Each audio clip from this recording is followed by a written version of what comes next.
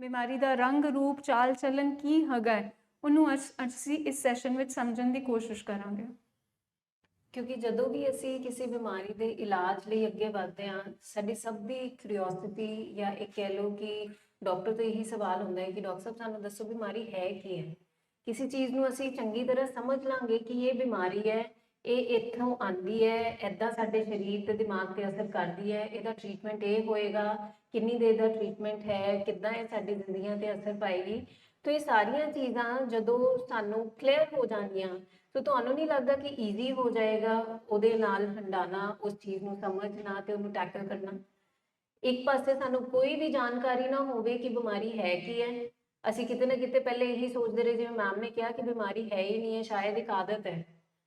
उसी वहम दे विच असी किन्ने साल अपने भी बर्बाद करते ते अपने बच्चे दे या अपने लव्ड वन दे भी असी कुछ होर प्रैक्टिसिस दे विच रह के इन्ने साल असी स्ट्रगल करते रहे बिकॉज सानू सब तो पहले तो ये अवेयरनेस नहीं सीगी कि ये बीमारी है।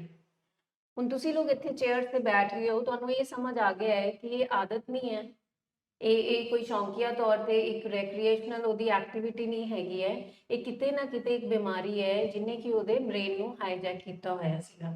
ये तसल्ली नाल तुसी हुण इत्थे बैठे हो कि नहीं ये बीमारी है, तां ही तुसी हस्पताल चो। हुण असीं अज जानते हैं कि ये बीमारी है किहो जी, कि बीमारी दे कॉन्सैप्ट की है, नेचर ऑफ डिजीज की हैगी है, ये बीमारी किद्दां तुहाडी जिंदगी दे विच उथल पुथल लैके आ सकती है ते किवें तुसी इहनूं समझोगे तो तुसी इस तो एक कदम अगे रह के इहनूं समझ सकते हो। सो अज इसी उत्ते साडा सारा मीटिंग का एजेंडा है। सो स्टार्टिंग विद कि डिजीज कॉन्सैप्ट की है, डिजीज का कॉन्सैप्ट की है कि डिजीज किहड़े पहलुआं दे विच फिट हुंदी है, कि तुहानूं किवें पता चलेगा कि ये बीमारी ही है ते साडे बच्चे दी या साडे लव्ड वन दी जिहड़ी बीमारी है ये किवें एक कॉन्सैप्ट दे विच फिट हुंदी है। सो सब तो पहले ਇਹਦਾ एक पहलू है प्राइमरी। प्राइमरी मतलब कि ये बीमारी मुढ़ तो चलती आ रही है।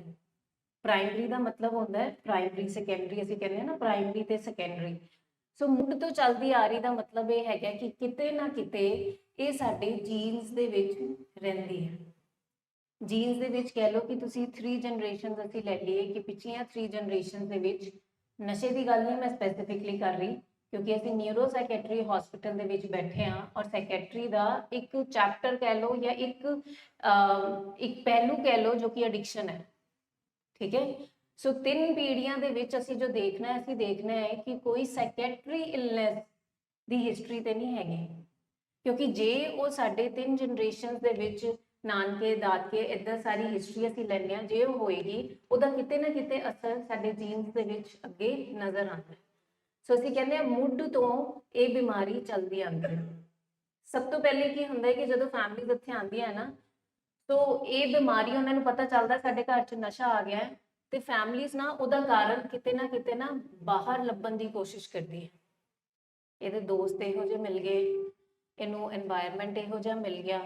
ਅਸੀਂ ਕਦੇ ਆਪਣੇ ਅੰਦਰ ਝਾਤੀ ਨਹੀਂ ਮਾਰਦੇ ਕਿ ਸਾਡੇ ਕਿਤੇ ਸਾਡੇ ਵਿੱਚ ਕੋਈ ਪ੍ਰੋਬਲਮ ਤੇ ਨਹੀਂ ਹੈ, ਸਾਨੂੰ ਕੋਈ ਸੈਕਟਰੀ ਲੈਵਲ ਤੇ ਸਾਡੇ ਮੂਡ ਥਾਟ ਬਿਹੇਵੀਅਰ ਦੇ ਵਿੱਚ ਕੋਈ ਪਰੇਸ਼ਾਨੀ ਤੇ ਨਹੀਂ ਹੈ, ਕਿਤੇ ਸਾਡੇ ਬੱਚਿਆਂ ਨੂੰ ਸਾਡੇ ਤੋਂ ਹੀ ਤੇ ਨਹੀਂ ਆਈ।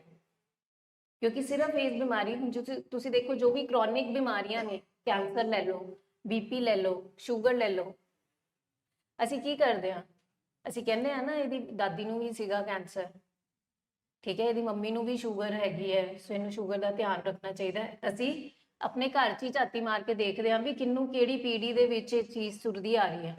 पर नशे विच असी की करते हैं, सेम क्रॉनिक डिसऑर्डर है, असी की करते हैं अपने घर च अपने अंदर झाती नहीं मारते, असी की करते हैं बाहरों ਉਹਦਾ ਕਾਰਨ ਲੱਭਣ ਦੀ ਕੋਸ਼ਿਸ਼ ਕਰਦੇ। ਸੋ ਅਸੀਂ ਤੁਹਾਨੂੰ ਅੱਜ ਇਹ ਦੱਸ ਰਹੇ ਕਿ ਬਿਮਾਰੀ ਜਿਹੜੀ ਹੈ ਪ੍ਰਾਇਮਰੀ ਹੈ, ਜ਼ਰੂਰੀ ਨਹੀਂ ਸਾਰੇ ਕੇਸਿਸ 'ਚ ਪ੍ਰਾਇਮਰੀ ਹੋਵੇ।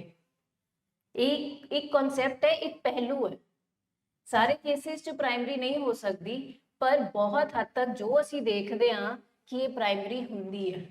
असी पेरेंट्स के विच बिहेवियर्स नोटिस करते हैं, ग्रैंड पेरेंट्स घर के स्ट्रक्चर च, ठीक है, कि किहड़े कई बिहेवियर्स इहो ਜਿਹੇ ਹੁੰਦੇ ਨੇ जिन्हां दे कारण बच्चे पै गए होंगे ने नशे दे विच। सो नशा मैं कह रही हूँ एक पार्ट है साइकैट्री इलनेस का, ठीक है, पर साइकैट्री दे विच कोई हलचल हैगी है साडे जीन्स दे विच, साडे पिछे जनरेशनस दे विच, ओहदा मतलब है कि ये बीमारी जिहड़ी है मुढ़ तो चलती आ रही है।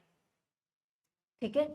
ਜਿਵੇਂ ਅਸੀਂ ਮੈਮ ਨੇ ਹੁਣੇ ਸਮਝਾਇਆ ਪ੍ਰਾਇਮਰੀ ਇੱਕ ਘਰ ਵਿੱਚ ਜਦੋਂ ਇੱਕ ਫੈਮਿਲੀ ਮੈਂਬਰ ਨੂੰ ਡਾਇਬੀਟਿਕ ਹੁੰਦਾ ਹੈ, ਚਾਂਸਸ ਹੁੰਦੇ ਕਿ ਨੈਕਸਟ ਫੈमिली मेंबर नेक्स्ट जनरेशन ਵਿੱਚ वो बीमारी पास ऑन हो।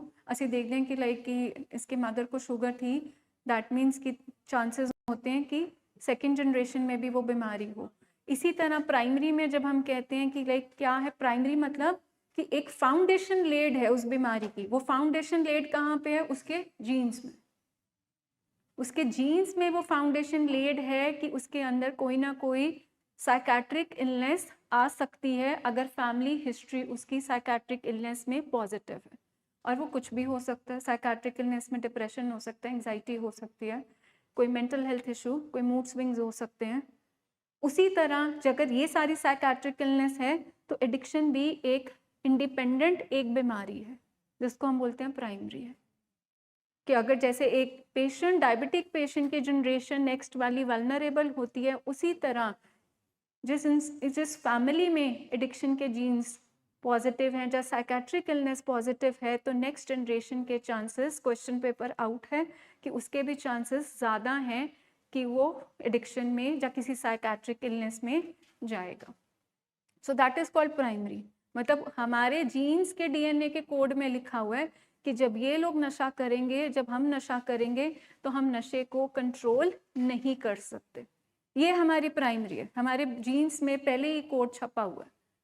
एक्सीडेंटली नशा ट्राई किया बट हम वो 80-20 वाला जो कॉन्सेप्ट है, हम 80 से 20% वाली कैटेगरी में आ गए। दुनिया ने नशा ट्राई किया बट बीमारी किसी किसी में बनी। सब मीठा खाते हैं, सबको डायबिटीज़ नहीं होती। उसी तरह बहुत सारे लोग नशा करते हैं बट सब एडिक्शन में, बीमारी में नहीं आते। इसको हम कहते हैं कि ये प्राइमरी बीमारी है। नशा करना और नशे की बीमारी दोनों डिफरेंट है। प्राइमरी मतलब कि जीन्स में ये थी, मेटाबॉलिक एरर था उसकी जिस्मानी, जब हम कहते हैं कि ये दिमागी और जिस्मानी बीमारी है। उसके जिस्म ने ही नशे को अब कहीं ना कहीं रिजेक्ट करना शुरू कर दिया, उसका जिस्म उसके ऊपर डिपेंड हो गया। इसको बोलेंगे प्राइमरी बीमारी कि पीछे से चलती आ रही है। सेकेंड, जब हम इस कॉन्सेप्ट की बात करते हैं डिजीज कॉन्सेप्ट की, तो हम कहते हैं ये बीमारी क्रॉनिक है। क्रॉनिक का मतलब लॉन्ग लास्टिंग, कि अब ये लंबे समय तक चलेगी, चलती जाएगी और अब लंबे समय में जब तक इंसान है तब तक उसके अंदर बीमारी साथ रहेगी। जैसे हम कहते हैं कि एक डायबिटिक पेशेंट जब वो उसको शुगर डायग्नोज होती है, उसको क्या लेना पड़ता है? लाइफ टाइम प्रिकॉशंस लेनी पड़ती है। तो उसी तरह जब एडिक्शन में हम जब पेशेंट आता है, उसकी बीमारी उसको डायग्नोज होती है, तो इसका मतलब लाइफ लॉन्ग उसको प्रिकॉशन लेनी पड़ेगी अगर वो ठीक भी हो जाए। हम क्या बोलते हैं डायबिटिक पेशेंट को, क्योंकि जब डायबिटीज़ और एडिक्शन बहुत क्लोजली अगर आप देखो तो बहुत पास पास सिमिलर हैं और साथ साथ चलती हैं, क्योंकि दोनों का कॉन्सेप्ट सेम है। वो भी प्राइमरी है और ये भी क्रॉनिक, ये भी primary chronic, same progressive and fatal if untreated है। जैसे हम डायबिटीज़ को समझते हैं, उसी तरह आप एडिक्शन को अगर समझना शुरू करो तो चीज़ें बहुत ज़्यादा क्लियर होनी शुरू हो जाती हैं। क्रॉनिक मतलब कि अगर उसकी शुगर नॉर्मल भी आती है, दैट डज नॉट मीन्स कि उसकी बीमारी ठीक हो गई। हम यही कहते हैं कि शुगर नॉर्मल आ रही है, बट हम ये नहीं कहते कि उसकी बीमारी ख़त्म हो गई। उसी तरह जब हम एडिक्शन को क्रॉनिक बीमारी कहते हैं तो इसका मतलब है कि अगर उस बीमारी में कोई मैनेजमेंट प्लान लिया तो वो ठीक होगा, पर बीमारी क्योंकि मुड जीन्स में बैठी है, जीन्स का कोई हम यहाँ पे कोड नहीं बदल रहे। अगर आप ट्रीटमेंट प्लान लेते हो तो बीमारी को मैनेज कर सकते हो, क्योंकि बीमारी लंबे समय तक चलेगी और बीमारी के साथ रहना वो सीखना पड़ेगा। ना आप इस बीमारी के साथ लड़ सकते हो, ना इस बीमारी को आप हरा सकते हो, ना आप इस बीमारी को ख़त्म कर सकते हो। क्रॉनिक का मतलब इस बीमारी जो लॉन्ग लास्टिंग है, जो लंबे समय तक चलेगी, आप उसके साथ रहना सीखते हो, आप अपनी मैनेजमेंट, आप उसका ट्रीटमेंट कराते हो, क्योंकि ये बीमारी क्योरेबल नहीं, ये बीमारी है ट्रीटेबल। क्योरेबल का मतलब कि बीमारी जड़ से ख़त्म होगी, और ट्रीटेबल का मतलब कि कोई ट्रीटमेंट प्लान लिया, कोई डूज एंड डोंट्स, कोई प्रिकॉशंस, कोई हिदायतें आपने फॉलो करनी शुरू की, उससे वो बीमारी आपकी मैनेज होनी शुरू हो गई। बीमारी के साथ रहना, that is called chronic. Chronic ਦੇ ਵਿੱਚ ਮੈਮ ਨੇ ਜਿਵੇਂ ਕਿਹਾ ਕਿ ਸਾਨੂੰ ਸਾਰੀ ਉਮਰ ਉਹਦੇ ਨਾਲ ਰਹਿਣਾ ਕਿਵੇਂ ਹੈ, ਹੰਡਾਣਾ ਕਿਵੇਂ ਹੈ ਉਸ ਬਿਮਾਰੀ ਨੂੰ, ਇਹ ਸਮਝਣ ਦੀ ਲੋੜ ਹੈਗੀ ਹੈ। ਐਕਿਊਟ ਬਿਮਾਰੀਆਂ ਦੇ ਵਿੱਚ ਕੀ ਹੁੰਦਾ, ਉਹ ਥੋੜੇ ਟਾਈਮ ਦੀ ਰਹਿੰਦੀ ਹੈ। ਐਕਿਊਟ ਬਿਮਾਰੀਆਂ ਦੇ ਵਿੱਚ ਜਿਵੇਂ ਟਾਈਫਾਈਡ ਹੋ ਗਿਆ, ਡਾਇਰੀਆ ਹੋ ਗਿਆ, ਐਕਿਊਟ ਮਤਲਬ ਇੱਕਦਮ ਐਕਿਊਟ ਹੋਈ, ਥੋੜੇ ਟਾਈਮ ਲਈ ਹੋਈ, ਅਸੀਂ ਕੋਰਸ ਕੀਤਾ ਮੈਡੀਸਨ ਦਾ ਐਂਡ ਉਹ ਠੀਕ ਹੋ ਗਈ। ਕ੍ਰੋਨਿਕ ਕੀ ਹੈ, ਜਿਹੜੀ ਦੁਬਾਰਾ ਆ ਸਕਦੀ ਹੈ। ਇੱਕ ਟਾਈਮ ਤੇ ਠੀਕ ਹੋ ਗਈ ਬਟ ਉਹ ਕਿਤੇ ਨਾ ਕਿਤੇ ਉਹਦੇ ਕਣ, ਉਹਦੇ ਕੀਟਾਣੂ ਕਹਿ ਲਓ ਜਾਂ ਉਹਦੇ ਸੈੱਲ ਕਹਿ ਲਓ, ਸਾਡੇ ਅੰਦਰ ਰਹਿੰਦੇ ਹੀ ਹੈ, ਉਹ ਦੁਬਾਰਾ ਰੀਲੈਪਸ ਹੋ ਸਕਦੀ ਹੈ।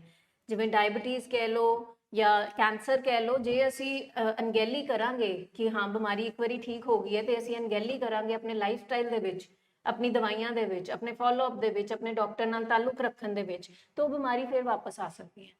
ਸੋ ਕ੍ਰੋਨਿਕ ਦੇ ਵਿੱਚ ਕੀ ਹੈ ਕਿ ਲੰਬੇ ਸਮੇਂ ਤੋਂ ਚੱਲਦੀ ਆ ਰਹੀ ਹੈ ਤੇ ਇਹਦੀ ਮੈਨੇਜਮੈਂਟ ਵੀ ਜਿਹੜੀ ਹੈ ਇਹ ਸਾਨੂੰ ਲਾਈਫ ਲੌਂਗ ਕਰਨੀ ਪਏਗੀ। ਅਸੀਂ ਆਪਣੇ ਜ਼ਿਹਨ ਤੋਂ ਕਦੀ ਇਹ ਭੁਲਾ ਨਹੀਂ ਸਕਦੇ ਕਿ ਮੈਨੂੰ ਇਹ ਬਿਮਾਰੀ ਹੈਗੀ ਹੈ। ਠੀਕ ਹੈ, ਇੱਕ ਜਿਹੜਾ ਸ਼ੂਗਰ ਵਾਲਾ ਮਰੀਜ਼ ਹੈ, ਜੇ ਉਹ ਆਪਣੇ ਜ਼ਿਹਨ ਤੋਂ ਇਹ ਚੀਜ਼ ਕੱਢ ਹੀ ਦੇਗਾ ਕਿ ਮੈਨੂੰ ਸ਼ੂਗਰ ਹੈ, ਉਹ ਆਪਣੀ ਮੈਨੇਜਮੈਂਟ ਕਰ ਸਕਦਾ? ਨਹੀਂ ਕਰ ਸਕਦਾ। ਉਹਨੂੰ ਤੇ 24 ਘੰਟੇ ਇਹ ਆਵਾਜ਼ ਅੰਦਰੋਂ ਆਣੀ ਚਾਹੀਦੀ ਹੈ ਵੀ ਆਹ ਚੀਜ਼ ਜਿਹੜੀ ਮੈਂ ਖਾਣ ਲੱਗਾ, ਮੈਨੂੰ ਸ਼ੂਗਰ ਹੈ, ਵੀ ਮੈਂ ਖਾ ਸਕਦਾ ਕਿ ਨਹੀਂ ਖਾ ਸਕਦਾ। ਅਬ ਚਾਹੇ ਮੇਰੀ ਸ਼ੂਗਰ ਅੱਜ ਠੀਕ ਆ ਰਹੀ ਹੈ, ਮੈਂ ਦਵਾਈ ਖਾ ਰਿਹਾ, ਸੈਟਲਡ ਹੈ, ਇੰਸੂਲਿਨ ਲੱਗ ਰਹੀ ਹੈ, ਮੇਰੀ ਸ਼ੂਗਰ ਠੀਕ ਹੈ, ਪਰ ਫਿਰ ਵੀ ਮੈਂ ਖਾ ਸਕਦਾ ਕਿ ਨਹੀਂ। ਸੋ ਉਹ ਮੇਰੇ ਮਨ ਦੇ ਵਿੱਚ, ਮੇਰੇ ਜ਼ਿਹਨ ਦੇ ਵਿੱਚ 24 ਘੰਟੇ ਇੱਕ ਐਕਟਿਵ ਰਹਿਣਾ ਚਾਹੀਦਾ ਹੈ ਕਿ ਮੈਂ ਇਸ ਬਿਮਾਰੀ ਤੋਂ ਗ੍ਰਸਤ ਹਾਂ। ਇਹ ਹੈ ਕ੍ਰੋਨਿਕ ਜਿਹੜੀ ਬਿਮਾਰੀ ਹੈ, ਉਹਦੇ ਵਿੱਚ ਸਾਨੂੰ ਐਜ਼ ਅ ਫੈਮਿਲੀ ਤੇ ਸਾਡੇ ਮਰੀਜ਼ਾਂ ਨੂੰ ਵੀ, ਜੋ ਸਾਡੇ ਲਵਡ ਵਨਸ ਹੈ, ਉਹਨਾਂ ਨੂੰ ਵੀ ਅਸੀਂ ਕਹਿੰਦੇ ਹਾਂ ਕਿ ਤੁਹਾਨੂੰ ਇਹ ਚੀਜ਼ ਹਮੇਸ਼ਾ ਯਾਦ ਰੱਖਣੀ ਪੈਣੀ ਹੈ ਕਿ ਇਹ ਕ੍ਰੋਨਿਕ ਬਿਮਾਰੀ ਹੈ, ਕੋਈ ਛੋਟੀ ਅਕਿਊਟ ਬਿਮਾਰੀ ਤੋਂ ਤੁਸੀਂ ਸਫਰ ਨਹੀਂ ਕਰ ਰਹੇ। ਕਿਉਂਕਿ ਜਦੋਂ ਜਿਸ ਦਿਨ ਜ਼ਿਹਨ ਚੋਂ ਨਿਕਲ ਗਿਆ, ਜਿਸ ਦਿਨ ਅਸੀਂ ਭੁੱਲ ਗਏ ਕਿ ਸਾਨੂੰ ਇਹ ਬਿਮਾਰੀ ਹੈਗੀ ਹੈ, ਉਸ ਦਿਨ ਕਿਤੇ ਨਾ ਕਿਤੇ ਨੁਕਸਾਨ ਹੋ जाना। आपका लव्ड वन काम करेगा तब भी बीमारी रहेगी, आपका लव्ड वन शादी कराएगा तब भी बीमारी रहेगी, आपका लव्ड वन उसके आगे फैमिली में अपने बच्चों को मतलब आगे बढ़ाता है अपना जनरेशन, तो भी बीमारी रहेगी। आपका लव्ड वन लाइफ में कहीं अब्रॉड चला जाए तो भी बीमारी रहेगी। So that is called chronic. ऐसा नहीं होगा, क्योंकि हम एज अ फैमिली क्या देखते हैं कि जब थोड़ा फिजिकली पेशेंट स्टेबल होना शुरू हो जाता है तो हमें क्या भ्रम आना शुरू हो जाता है कि अब इलाज की कहीं ना कहीं ज़रूरत नहीं है। तो ये जो एक कॉन्सेप्ट में जो वर्ड है क्रॉनिक, लॉन्ग लास्टिंग, तो एज अ फैमिली और एज अ पेशेंट ये याद रखना है कि सिम्टम्स अगर ठीक पे हो गए, आज रिमिशन में है, आज मैं अगर बिल्कुल ठीक भी हूँ, मेरी फैमिली लाइफ ठीक चल रही है, मेरी वर्क लाइफ बिल्कुल ठीक चल रही है, मैं वापस अपने सोसाइटी में मैंने कम बैक कर लिया है, मेरे लाइफ में वापस कंट्रोल आ रहा है, दैट डज नॉट मीन्स कि बीमारी ख़त्म हो गई है। वो सब कुछ करेगा बट उसका इलाज साथ में साथ साथ चलता रहेगा। इलाज का मतलब यहाँ पर ये नहीं है कि आपको बार बार हॉस्पिटल में ही चक्कर लगाते रहने। इलाज का मतलब है कि आप उस बीमारी के जो डूज एंड डोंट्स हैं, जो उसकी हिदायतें हैं, उसकी प्रिकॉशंस हैं, वो अब आपका लाइफस्टाइल बन गया। जो बीमारी की मैनेजमेंट है वो आपके अब लाइफस्टाइल चेंजेस में दिख रही हैं। तो हम इसको कहते हैं कि क्रॉनिक, क्योंकि हम अक्सर इसी भ्रम में आ जाते हैं कि अब सब ठीक है, फिजिकली वो फिट हो गया। क्योंकि आप देखते हो डिटॉक्स के बाद पेशेंट नॉर्मली फिजिकली कुछ 7-8 दिन में आपको लगता है कि ठीक है। हम कहीं उस भ्रम में ना फंस जाएं कि इसकी क्रेविंग खत्म हो गई है, अभी अच्छे से बात कर रहा है, नींद इसको आ गई है, खाना अच्छे से खा रहा है, तो अब मैं छुट्टी ले लूँ। क्योंकि इस शब्द को हमें हमेशा अपने साथ रखना पड़ेगा कि ये बीमारी तब तक है जब तक उसकी जान है, क्योंकि ये लॉन्ग लास्टिंग है, अंदर बैठी है। बिल्कुल ये बीमारी अंदर ऐसे बैठी होती है जैसे कोई सांप है, वो सांप सोया हुआ है, अगर आपने जगाया उसको तो फिर वो तो नहीं छोड़ेगा, फिर तो वो काटेगा ही काटेगा। सो इस बीमारी में हम हमेशा कहते हैं कि आप ना लड़ो, ना इस बीमारी के साथ आप उसको हराने की कोशिश करो। इस बीमारी के साथ रहना, ग्रेसफुली एक्सेप्ट करके कि इस बीमारी के साथ रहना कैसे, क्योंकि लाइफ लॉन्ग चलनी है। कोई ये तो है नहीं है कि ये बीमारी आ गई तो हम बस वो जो कोर्स करेंगे एंटीबायोटिक का 10-15 दिन तो झेल लेंगे, ये तो कंडीशन ही नहीं है। अब बीमारी तो हम कह रहे हैं कि जब तक है तब तक आपकी ये साथ चलनी है, सांसों के साथ, जिस दिन चाहोगे उस दिन ही जाएगी। तो हमें इस बीमारी में प्रिकॉशंस साथ में, और वो ऐसे आपका जो एक प्रोग्राम, जो तभी हम कहते हैं कि एम्फसाइज करते हैं कि ये बीमारी अगर साथ चलेगी तो एक इंसान का प्रोग्राम, जो रिकवरी प्रोग्राम है, उसके साथ चलना चाहिए। यहाँ पे तभी हम कहते हैं कि प्रोग्राम क्या है, क्योंकि प्रोग्राम इनिशियली धक्का मार के आप शुरू करते हो, वो क्यों आपके साथ चलना चाहिए? क्योंकि बीमारी की कैपेसिटी बहुत उस पेस में फास्ट बढ़ती जा रही है, क्योंकि नेक्स्ट प्रोग्रेसिव इसी को हम कहते हैं कि प्रोग्रेसिव बीमारियां क्या होती हैं। ਪ੍ਰੋਗਰੈਸਿਵ ਜਿਵੇਂ ਹੁਣੇ ਅਸੀਂ ਹੁਣ ਤੱਕ ਦੋ ਪਹਿਲੂ ਕੀਤੇ ਕਿ ਪ੍ਰਾਇਮਰੀ ਹੈ ਜੋ ਕਿ ਮੈਨੂੰ ਲੱਗਦਾ ਤੁਹਾਨੂੰ ਸਮਝ ਆ ਗਿਆ ਹੋਏਗਾ ਕਿ ਮੁੱਢ ਤੋਂ ਚੱਲਦੀ ਆ ਰਹੀ ਹੈ। ਕ੍ਰੋਨਿਕ ਮਤਲਬ ਸਾਰੀ ਉਮਰ ਸਾਡੇ ਨਾਲ ਚੱਲੇਗੀ, ਸਾਡੀ ਜ਼ਿੰਦਗੀ ਦਾ ਇੱਕ ਹਿੱਸਾ ਬਣ ਗਈ ਹੈ। ਤੁਸੀਂ ਇਹ ਸੋਚ ਲਓ ਜਿਵੇਂ ਅਸੀਂ ਜ਼ਿੰਦਗੀ ਦੇ ਹਰ ਇੱਕ ਪਹਿਲੂ ਦੀ ਟੇਕ ਕੇਅਰ ਕਰਦੇ ਹਾਂ, ਉਹਦੇ ਬਾਰੇ ਸੋਚਦੇ ਹਾਂ, ਠੀਕ ਹੈ, ਉਹਦਾ ਧਿਆਨ ਰੱਖਦੇ ਹਾਂ, ਉਦਾਂ ਹੀ ਇਹ ਵੀ ਤੁਹਾਡੀ ਜ਼ਿੰਦਗੀ ਦਾ ਇੱਕ ਹਿੱਸਾ ਬਣ ਗਿਆ ਹੈ। ਇਹ ਨਾ ਹੋਏ ਕਿ ਤੁਸੀਂ ਹੋਰ ਸਾਰੀਆਂ ਚੀਜ਼ਾਂ ਦਾ ਧਿਆਨ ਰੱਖਣਾ ਸ਼ੁਰੂ ਹੋ ਜਾਓ ਤੇ ਇਹ ਵਾਲੇ ਹਿੱਸੇ ਨੂੰ ਤੁਸੀਂ ਭੁੱਲ ਜਾਓ। ਜਿੱਦਣ ਤੁਸੀਂ ਇਹਨੂੰ ਭੁੱਲ ਗਏ ਇਹਨੇ ਫੇਰ ਦੁਬਾਰਾ ਸਾਰੀਆਂ ਚੀਜ਼ਾਂ ਉੱਤੇ ਹਾਈਜੈਕ ਕਰ ਲੈਣਾ, ਠੀਕ ਹੈ। Next is progressive. ਪ੍ਰੋਗਰੈਸਿਵ ਦਾ ਮਤਲਬ ਕੀ ਹੈ ਕਿ ਤੁਸੀਂ ਆਪੇ ਦੇਖ ਲਓ, ਜਿੱਦਣ ਤੁਹਾਨੂੰ ਪਹਿਲੇ ਕਦੀ ਆਪਣੇ ਲਵਡ ਵਨ ਦੀ ਬਿਮਾਰੀ ਬਾਰੇ ਪਤਾ ਚੱਲਿਆ ਹੋਏਗਾ, ਠੀਕ ਹੈ, ਉਸ ਦਿਨ ਦੇ ਵਿੱਚ ਤੇ ਅੱਜ ਦਿਨ ਦੇ ਵਿੱਚ ਬਿਮਾਰੀ ਵਧੀ ਹੈ ਜਾਂ ਘਟੀ ਹੈ, ਪ੍ਰੋਗਰੈਸ ਹੋਈ ਹੈ ਕਿ ਡਿਕਲਾਈਨ ਆਇਆ ਬਿਮਾਰੀ ਦੇ ਵਿੱਚ, ਸਿੰਪਟਮਸ ਦੇ ਵਿੱਚ, ਦੱਸੋ। ਨਹੀਂ, ਜਦੋਂ ਤੁਸੀਂ ਟ੍ਰੀਟਮੈਂਟ ਤੋਂ ਪਹਿਲੇ ਸੀਗੇ, ਜਦੋਂ ਤੁਸੀਂ ਪਹਿਲੀ ਵਾਰ ਤੁਹਾਨੂੰ ਪਤਾ ਲੱਗ ਗਿਆ ਕਿ ਬੱਚਾ ਨਸ਼ਾ ਕਰ ਰਿਹਾ, ਠੀਕ ਹੈ, ਤੇ ਹਸਪੀਟਲ ਲਿਆਉਣ ਵਕਤ ਉਸ ਵੇਲੇ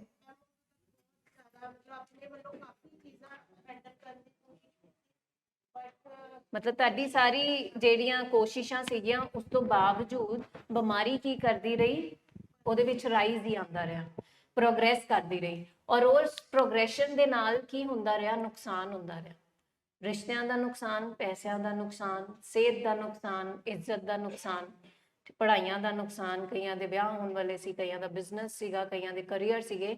ਸੋ ਹਰ ਪਹਿਲੂ ਦੇ ਵਿੱਚ ਅਸੀਂ ਨੁਕਸਾਨ ਦੇਖਿਆ ਕਿਉਂਕਿ ਬਿਮਾਰੀ ਆਪਣੇ ਪੂਰੇ ਜ਼ੋਰ ਤੇ ਸੀਗੀ। ਜੋ ਜਿੰਨਾ ਮਰਜ਼ੀ ਕੇਪੇਬਲ ਸੀਗਾ ਸਾਡਾ ਲਵਡ ਵਨ, ਜਿੰਨਾ ਮਰਜ਼ੀ ਇੰਟੈਲੀਜੈਂਟ ਸੀਗਾ, ਜਿੰਨਾ ਮਰਜ਼ੀ ਐਫੀਸ਼ੀਐਂਟ ਸੀਗਾ, ਬਟ ਬਿਮਾਰੀ ਦਾ ਜਦੋਂ ਜ਼ੋਰ ਵੱਧਦਾ ਗਿਆ ਉਹ ਕੁਝ ਵੀ ਨਹੀਂ ਕਰ ਪਾਇਆ ਕਿਸੇ ਵੀ ਲਾਈਫ ਦੇ ਪਹਿਲੂ ਦੇ ਵਿੱਚ, ਜਿੰਨਾ ਮਰਜ਼ੀ ਉਹ ਐਫੀਸ਼ੀਐਂਟ ਸੀਗਾ। तो ਇਹਦੇ ਤੋਂ ਪਤਾ ਚੱਲਦਾ ਹੈ ਕਿ ਬਿਮਾਰੀ ਕੀ ਹੈ। ਕਿ ਫਰਸਟ ਡੇ ਸ਼ਾਇਦ ਜਿਸ ਦਿਨ ਮੈਂ ਕਿਸੇ ਤੋਂ ਸੁਣਿਆ ਸੀਗਾ ਕਿ ਹਾਂ ਵੀ ਤੁਹਾਡਾ ਬੱਚਾ ਨਸ਼ਾ ਕਰਦਾ ਹੈ, ਠੀਕ ਹੈ, ਔਰ ਉਹ ਚੀਜ਼ ਮੈਂ ਸ਼ਾਇਦ ਇੰਨੀ ਗੌਰ ਨਾਲ ਨਹੀਂ ਧਿਆਨ ਦਿੱਤਾ ਜਾਂ ਨਹੀਂ ਚੈੱਕ ਰੱਖਿਆ, ਜਾਂ ਆਪਣੇ ਵੱਲੋਂ ਮੈਂ ਕੋਸ਼ਿਸ਼ਾਂ ਕਰਦਾ ਰਿਹਾ ਉਹਨੂੰ ਠੀਕ ਕਰਨ ਦੇ ਵਿੱਚ, ਕਿਉਂਕਿ ਮੈਨੂੰ ਲੱਗਦਾ ਸੀ ਸ਼ਾਇਦ ਇਸ ਉਮਰ 'ਚ ਕਰਦੇ ਹੀ ਹੈ ਬੱਚੇ, ਜਾਂ ਕੋਈ ਨਹੀਂ ਆਪੇ ਠੀਕ ਹੋ ਜਾਏਗਾ, ਜਾਂ ਮੈਂ ਮਾਰ ਕੇ ਲੜ ਕੇ ਚੀਜ਼ਾਂ ਉਹਦੇ ਤੋਂ ਰਿਸਟ੍ਰਿਕਟ ਕਰਕੇ ਆਪਣੀ ਕੋਸ਼ਿਸ਼ਾਂ ਨਾਲ ਤੁਸੀਂ as a parent, as a loved one, ਤੁਸੀਂ ਜੋ ਬੈਸਟ ਪੋਸੀਬਲ ਕਰ ਸਕਦੇ ਸੀ ਆਪਣੀ ਕੋਸ਼ਿਸ਼ਾਂ ਨਾਲ ਤੁਸੀਂ ਉਹਨੂੰ ਇੱਕ ਆਦਤ ਸਮਝਦੇ ਹੋਏ ਉਹਨੂੰ ਹੈਂਡਲ ਕਰਨ ਦੀ ਕੋਸ਼ਿਸ਼ ਕੀਤੀ। ਬਟ ਬਿਮਾਰੀ ਤੇ ਬਿਮਾਰੀ ਸੀਗੀ। ਬਿਮਾਰੀ ਕੀ ਹੈ, ਅਨਟ੍ਰੀਟਡ ਰਹੀ। ਅਨਟ੍ਰੀਟਡ ਮਤਲਬ ਅਸੀਂ ਟ੍ਰੀਟਮੈਂਟ 'ਚ ਆਏ ਨਹੀਂ ਕਿਉਂਕਿ ਸਾਨੂੰ ਤਾਂ ਪਤਾ ਹੀ ਨਹੀਂ ਸੀ ਬਿਮਾਰੀ ਹੈ। ਸੋ ਬਿਮਾਰੀ ਜਦੋਂ ਅਨਅਟੈਂਡਡ ਰਹੀ, ਅਨਟ੍ਰੀਟਡ ਰਹੀ, ਤੇ ਬਿਮਾਰੀ ਨੇ ਤੇ ਜ਼ੋਰ ਫੜਨਾ ਹੀ ਸੀਗਾ ਨਾ। ਸੋ ਬਿਮਾਰੀ ਨੇ ਜਿਹੜਾ ਜ਼ੋਰ ਫੜਿਆ ਉਹ over a period of time ਕੀ ਹੈ, ਉਹ ਪ੍ਰੋਗਰੈਸ ਕਰ ਗਈ ਬਿਮਾਰੀ। ਔਰ ਪ੍ਰੋਗਰੈਸ ਇਦਾਂ ਕੀਤੀ ਕਿ ਉਹਨੇ ਸਾਡਾ ਦਿਮਾਗ ਵੀ ਆਪਣੇ ਕਬਜ਼ੇ 'ਚ ਲੈ ਲਿਆ, ਸਾਡਾ ਸਰੀਰ ਵੀ, ਸਾਡੀ ਸਾਰੀਆਂ ਚੀਜ਼ਾਂ ਆਪਣੇ ਕਬਜ਼ੇ 'ਚ ਲੈ ਲਈਆਂ। ਉਹ ਪ੍ਰੋਗਰੈਸ ਕਰਦੀ ਰਹੀ। ਸੋ ਨੇਚਰ ਜਿਹੜੀ ਕਹਿ ਲਓ ਅਸੀਂ ਕਿ ਬਿਮਾਰੀ ਦਾ ਥਰਡ ਪਹਿਲੂ ਕੀ ਹੈ ਕਿ ਇਹ ਪ੍ਰੋਗਰੈਸਿਵ ਹੈ।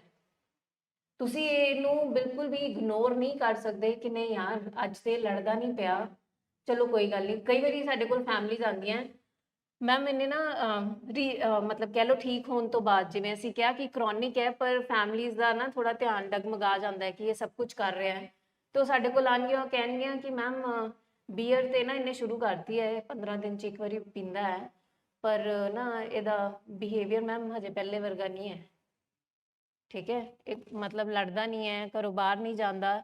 ਪਰ ਅਸੀਂ ਇਹ ਭੁੱਲ ਰਹੇ ਹਾਂ ਫੈਮਲੀ ਉਸ ਟਾਈਮ ਤੇ ਕਿ ਇਹ ਬਿਮਾਰੀ ਕੀ ਹੈ, ਪ੍ਰੋਗਰੈਸਿਵ ਹੈ। ਜੇ ਅੱਜ ਅਸੀਂ ਇੱਕ ਬੀਅਰ ਨੂੰ ਇਗਨੋਰ ਕਰ ਦਾਂਗੇ ਤੇ ਕੱਲ ਉਹ ਬੀਅਰ ਰਹੇਗੀ ਨਹੀਂ ਰਹੇਗੀ।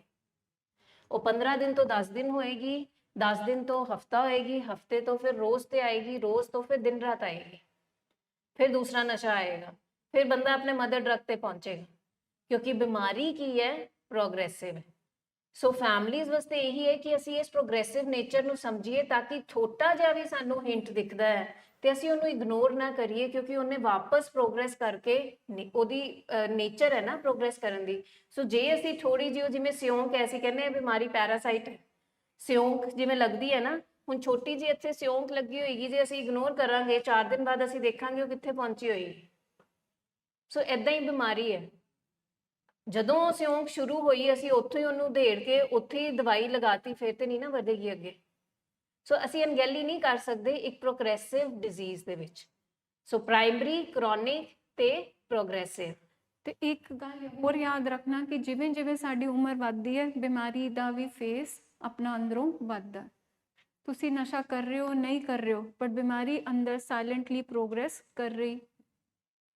जो उसको 10 साल लगे एक बॉटल में पहुंचने के लिए, आज अगर वो दोबारा शुरू करेगा बेयर तो उसको 10 साल नहीं लगेंगे एक बॉटल पे पहुंचने के लिए, उसको सिर्फ कुछ दिन, कुछ हफ्ते, कुछ महीने ही लगेंगे, क्योंकि बीमारी का जो स्टेज है वो अब प्रोग्रेस हो चुका है। तो कई बार जब हमें लगता है कि ये बिल्कुल ठीक हो गया, मतलब ही इज इनटू बिल्कुल अपनी एब्स्टिनिज्म में है, अपनी रिकवरी वाली लाइफ को वापस एम्ब्रेस कर रहा है, बट ये किसी ना किसी इस भ्रम में मत आ जाना कि बीमारी खत्म हो गई है और ये बीमारी प्रोग्रेस नहीं कर रही है। बीमारी साइलेंटली अंदर बैठ के अपने आप बढ़ रही है, क्योंकि हमें यही लगता है कि शायद जब हम एक बियर या एक सिगरेट से दोबारा शुरू करेंगे हम वापस वहाँ नहीं पहुँचेंगे, बट क्योंकि हम भूल जाते हैं बीमारी साइलेंटली अंदर प्रोग्रेस, साइलेंटली अंदर ग्रो कर रही है और इसने एक दिन फिर पटक के वापस मारना। सो जैसे जैसे डे बाय डे आप देखते हो कि आप अपने आप एजिंग की तरफ बढ़ रहे होते हो, उसी तरह बीमारी भी डे बाय डे उसका जो एक इंटेंसिटी है वो भी प्रोग्रेस कर रही होती है। एंड नेक्स्ट इज, जब हम इस डिजीज कॉन्सेप्ट की बात करते हैं, मतलब वर्ड बड़ा भारी है, dish ease.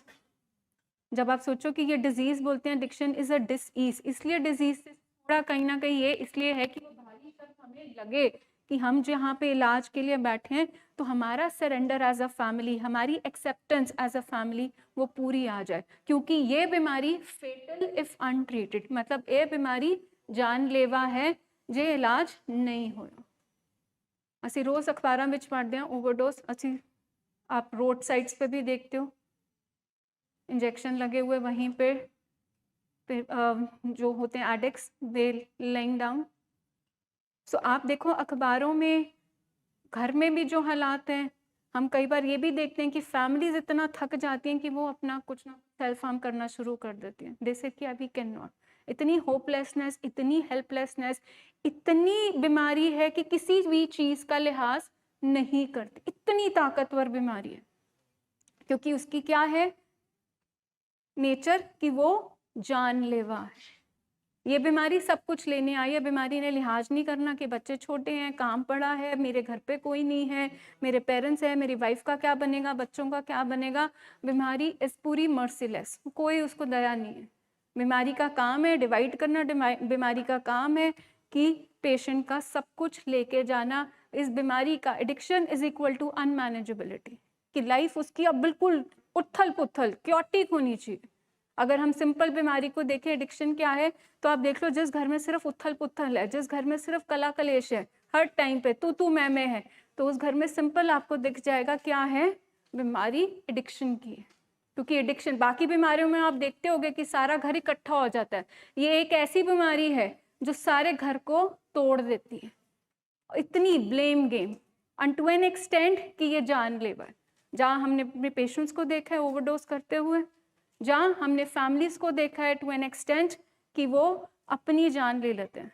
And we have that, कई केसेस आते हैं जहाँ पे हम देखते हैं कि हमारे क्लाइंट के फैमिली मेम्बर्स ने अपनी लाइफ के साथ, मतलब वो वीक एक अटेम्प्ट किया कि मैम हम नहीं रह सकते थे, वी गिव अप इनके साथ।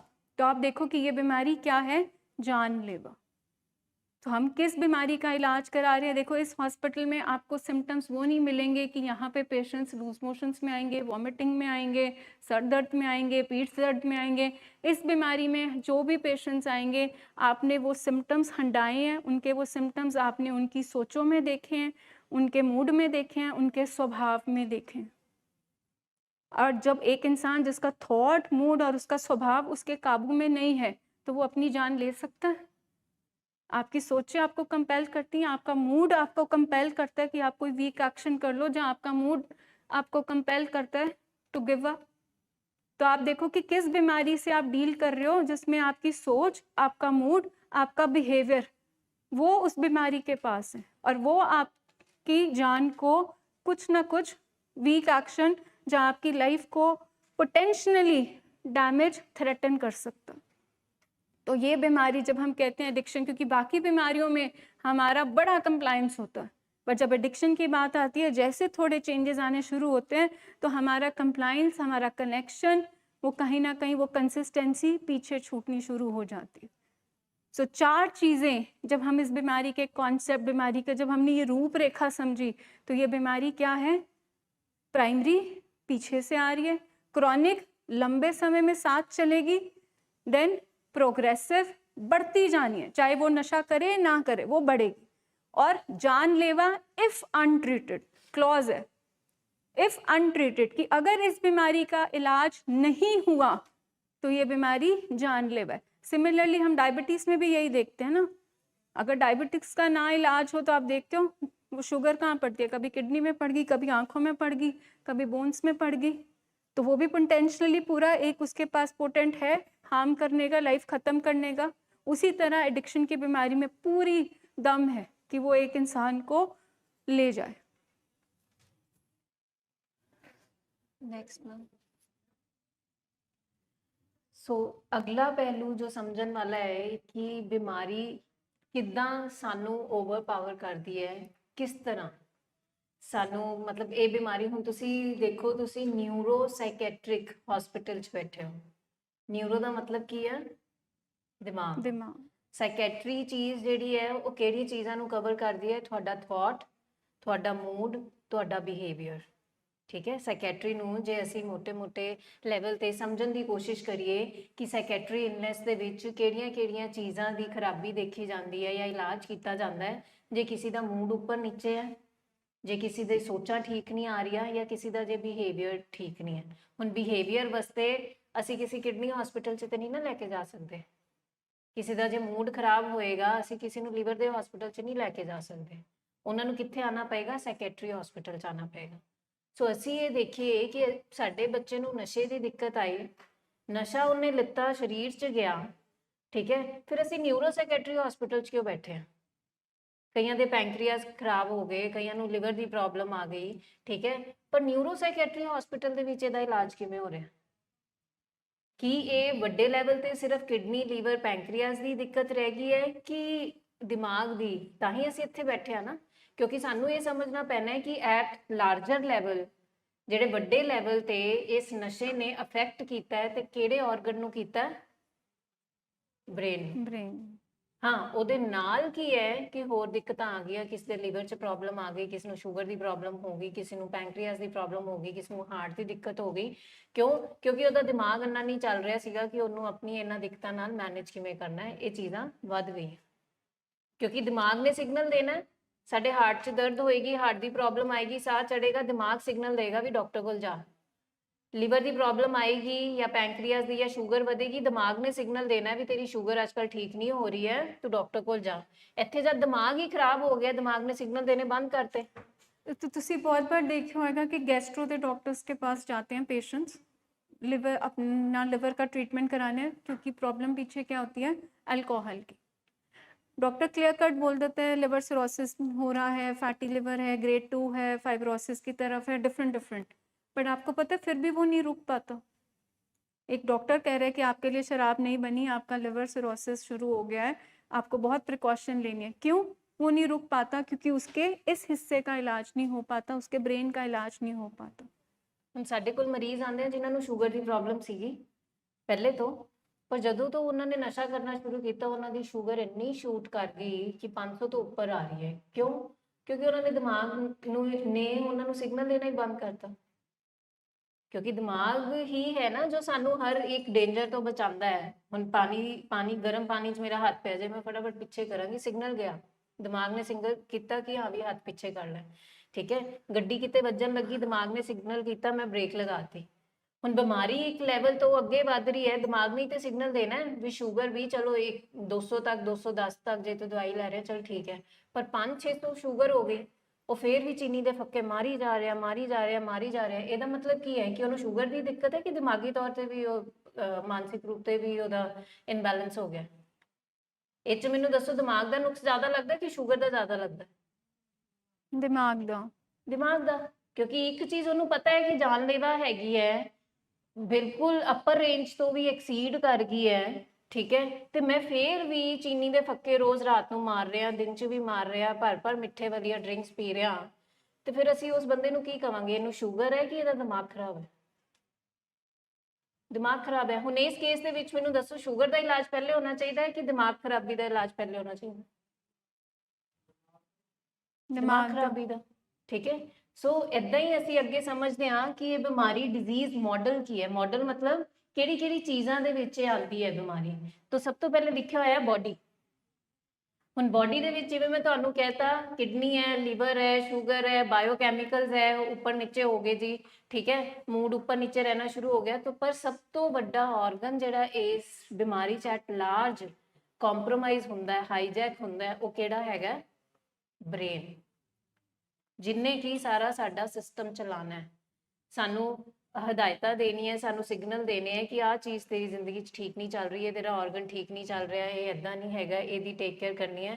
ਕਿਉਂ ਇੰਨੀ ਹਾਲਤ ਖਰਾਬ ਹੁੰਦੀ ਹੈ ਸਾਡੇ ਮਰੀਜ਼ਾਂ ਦੀ, ਫਿਰ ਵੀ ਉਹ ਟ੍ਰੀਟਮੈਂਟ ਰਿਜੈਕਟ ਕਰਦੇ ਆ? ਮੈਨੂੰ ਦੱਸੋ, ਕੋਈ ਸਿਆਣਾ ਬੰਦਾ ਜਾਂ ਜਿਹਦਾ ਦਿਮਾਗ ਚੱਲਦਾ ਹੋਏਗਾ, ਉਹ ਕਦੀ ਆਪਣਾ ਇਲਾਜ ਕਰਾਉਣ ਤੋਂ ਰੋਕੇਗਾ? ਗੁੱਸਾ ਕਰੇਗਾ? ਨਹੀਂ ਕਰੇਗਾ। ਪਰ ਇੱਥੇ ਅਸੀਂ ਦੇਖਦੇ ਹਾਂ ਕਿ ਸਾਡੇ 90% ਜਿਹੜੇ ਪੇਸ਼ੈਂਟਸ ਹੁੰਦੇ ਨੇ ਉਹ ਟ੍ਰੀਟਮੈਂਟ ਨੂੰ ਰਿਜੈਕਟ ਕਰਦੇ ਨੇ। ਹਾਲਾਂਕਿ ਉਹਨਾਂ ਨੂੰ ਬਹੁਤ ਨੁਕਸਾਨ ਹੋ ਰਿਹਾ ਹੁੰਦਾ ਬਾਹਰ, ਉਹਨਾਂ ਦੀ ਲਾਈਫ ਕੋਈ ਇੰਨੀ ਅੱਛੀ ਚੱਲ ਨਹੀਂ ਰਹੀ ਹੁੰਦੀ, ਉਹਨਾਂ ਦੀ ਬੜੀ ਮਿਜ਼ਰੇਬਲ ਹੁੰਦੀ ਹੈ, ਪਰ ਫਿਰ ਵੀ ਉਹ ਰਿਜੈਕਟ ਕਿਉਂ ਕਰਦੇ ਹੁੰਦੇ ਆ? ਕਿਉਂਕਿ ਕੀ ਉਹਨਾਂ ਦਾ ਕੰਮ ਨਹੀਂ ਕਰ ਰਿਹਾ? ਬ੍ਰੇਨ। ਤਾਂ ਸਭ ਤੋਂ ਪਹਿਲੀ ਚੀਜ਼, ਅਸੀਂ ਜੇ ਡਿਜ਼ੀਜ਼ ਮਾਡਲ ਨੂੰ ਸਮਝੀਏ ਤੇ ਅਸੀਂ, ਜੇ ਉਹਦੀ ਸ਼ੂਗਰ ਹੈ, ਜੇ ਉਹਦਾ ਲੀਵਰ ਖਰਾਬ ਹੈ, ਜੇ ਉਹਦੀਆਂ ਕਿਡਨੀਆਂ ਤੇ ਅਸਰ ਹੈ, ਤੇ ਅਸੀਂ ਇਹ ਦੇਖੀਏ ਕਿ ਲਾਰਜਰ ਲੈਵਲ ਤੇ ਕਿਹੜੀ ਚੀਜ਼ ਡੈਮੇਜ ਹੋ ਰਹੀ ਹੈ। ਜੇ ਇਹਦਾ ਬ੍ਰੇਨ ਠੀਕ ਹੋਏਗਾ, ਹੋ ਸਕਦਾ ਪੋਸਿਬਿਲਿਟੀ ਕਿ ਇਹਦਾ ਲੀਵਰ ਵੀ ਠੀਕ ਹੋ ਜਾਏ, ਬਹੁਤ ਪੋਸਿਬਿਲਿਟੀ ਹੈ ਨਾ। ਅਸੀਂ ਦੇਖਦੇ ਹਾਂ ਐਲਕੋਹਲਿਕਸ ਤੇ ਮਤਲਬ ਸਾਰੀ ਉਮਰ ਲੀਵਰ ਵਾਲੇ ਡਾਕਟਰ ਦੇ ਹੀ ਚੱਕਰ ਲਗਾਉਂਦੇ ਰਹਿੰਦੇ ਆ। ਉਹਨਾਂ ਨੂੰ ਪਤਾ ਹੀ ਨਹੀਂ ਚੱਲਦਾ ਕਿ ਇਲਾਜ ਕਿਹਦਾ ਕਰਾਣਾ ਹੈ, ਬ੍ਰੇਨ ਦਾ ਕਰਾਣਾ ਹੈ, ਪਰ ਉਹ ਲੀਵਰ ਦੇ ਟੈਸਟ ਠੀਕ ਆ ਗਏ। ਬਲਕਿ ਫੈਮਲੀਜ਼ ਵੀ ਬਹੁਤ ਫਸੀਆਂ ਹੁੰਦੀਆਂ, ਲੀਵਰ ਦੇ ਟੈਸਟ ਠੀਕ ਆ ਗਏ, SGOT-PT ਕਿੰਨਾ ਹੈਗਾ, ਜੌਂਡਿਸ ਕਿੰਨਾ ਆਇਆ, ਜੌਂਡਿਸ ਤੇ ਨਹੀਂ ਹੈਗਾ, ਅੱਛਾ ਇਹ ਟੈਸਟ ਹੁਣ ਠੀਕ ਆ ਗਿਆ, ਉਹਨਾਂ ਨੂੰ ਇਦਾਂ ਲੱਗਦਾ ਲੀਵਰ ਦੇ ਟੈਸਟ ਠੀਕ ਆ ਗਿਆ, ਇਹਦਾ ਮਤਲਬ ਸਾਡਾ ਮਰੀਜ਼ ਠੀਕ ਹੋ ਗਿਆ। ਫਿਰ ਉਹ ਪੀਣੀ ਸ਼ੁਰੂ ਕਰ ਦਿੰਦਾ ਹੈ, ਫਿਰ ਉਹਦਾ ਬਿਲਕੁਲ ਬਾਂਹ ਟੁੱਟ ਜਾਂਦਾ ਹੈ, ਉਹ ਬਿੰਜ ਡਰਿੰਕਿੰਗ ਕਰਨੀ ਸ਼ੁਰੂ ਕਰ ਦਿੰਦਾ, ਲੀਵਰ ਫਿਰ ਖਰਾਬ ਹੋ ਜਾਂਦਾ ਹੈ। ਇਹਦਾ ਮਤਲਬ ਇਸ ਕੇਸ 'ਚ ਲੀਵਰ ਦਾ ਇਲਾਜ ਜ਼ਰੂਰੀ ਹੈ ਕਿ ਬ੍ਰੇਨ ਦਾ ਜ਼ਰੂਰੀ ਹੈ? ਬ੍ਰੇਨ ਦਾ ਜ਼ਰੂਰੀ ਹੈ ਨਾ। ਜੇ ਬ੍ਰੇਨ ਦਾ ਤਸੱਲੀ ਪੂਰਵਕ ਇਲਾਜ ਹੋਏਗਾ, ਕੱਲ ਨੂੰ ਉਹਦਾ ਲੀਵਰ ਵੀ ਠੀਕ ਹੋਏਗਾ ਕਿ ਨਹੀਂ ਹੋਏਗਾ? ਉਹਦੇ ਪੈਂਕਰੀਆਸ, ਉਹਦਾ ਸ਼ੂਗਰ, ਉਹਦਾ ਲਾਈਫਸਟਾਈਲ ਸਭ ਕੁਝ ਮੈਨੇਜ ਹੋਣਾ ਸ਼ੁਰੂ ਹੋ ਜਾਏਗਾ ਕਿ ਨਹੀਂ?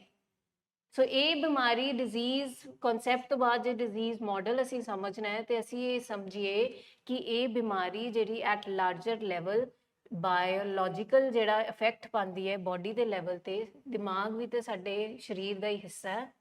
ਮੈਂ ਅਕਸਰ ਆਪਣੇ ਪੇਸ਼ੈਂਟਸ ਨੂੰ ਕਹਿੰਦੀ ਆ ਕਿ ਤੁਸੀਂ ਕਿਸੇ ਦੇ ਗੋਡੇ ਦਰਦ ਹੋਏ, ਤੁਸੀਂ ਡਾਕਟਰ ਕੋਲ ਚਲ ਜਾਂਦੇ ਹੋ। ਇੱਕ ਪੇਸ਼ੈਂਟ ਹੈ ਮੇਰੇ ਜੀ, ਅਸੀਂ ਸਟੈਂਟਿੰਗ ਕਰਾਈ, ਮੈਂ ਫਲਾਣੇ ਡਾਕਟਰ ਤੋਂ ਕਰਾਈ, ਬੜਾ ਵੱਡਾ ਡਾਕਟਰ ਹੈਗਾ। ਮੈਂ ਕਿਹਾ ਫਿਰ ਅਸੀਂ ਦਿਮਾਗ ਕਿਰਾਏ ਤੇ ਲਿਆਂਦਾ ਹੋਇਆ ਕਿਸੇ ਦਾ ਕਿ ਦਿਮਾਗ ਵੀ ਤੁਹਾਡਾ ਹੀ ਹੈ?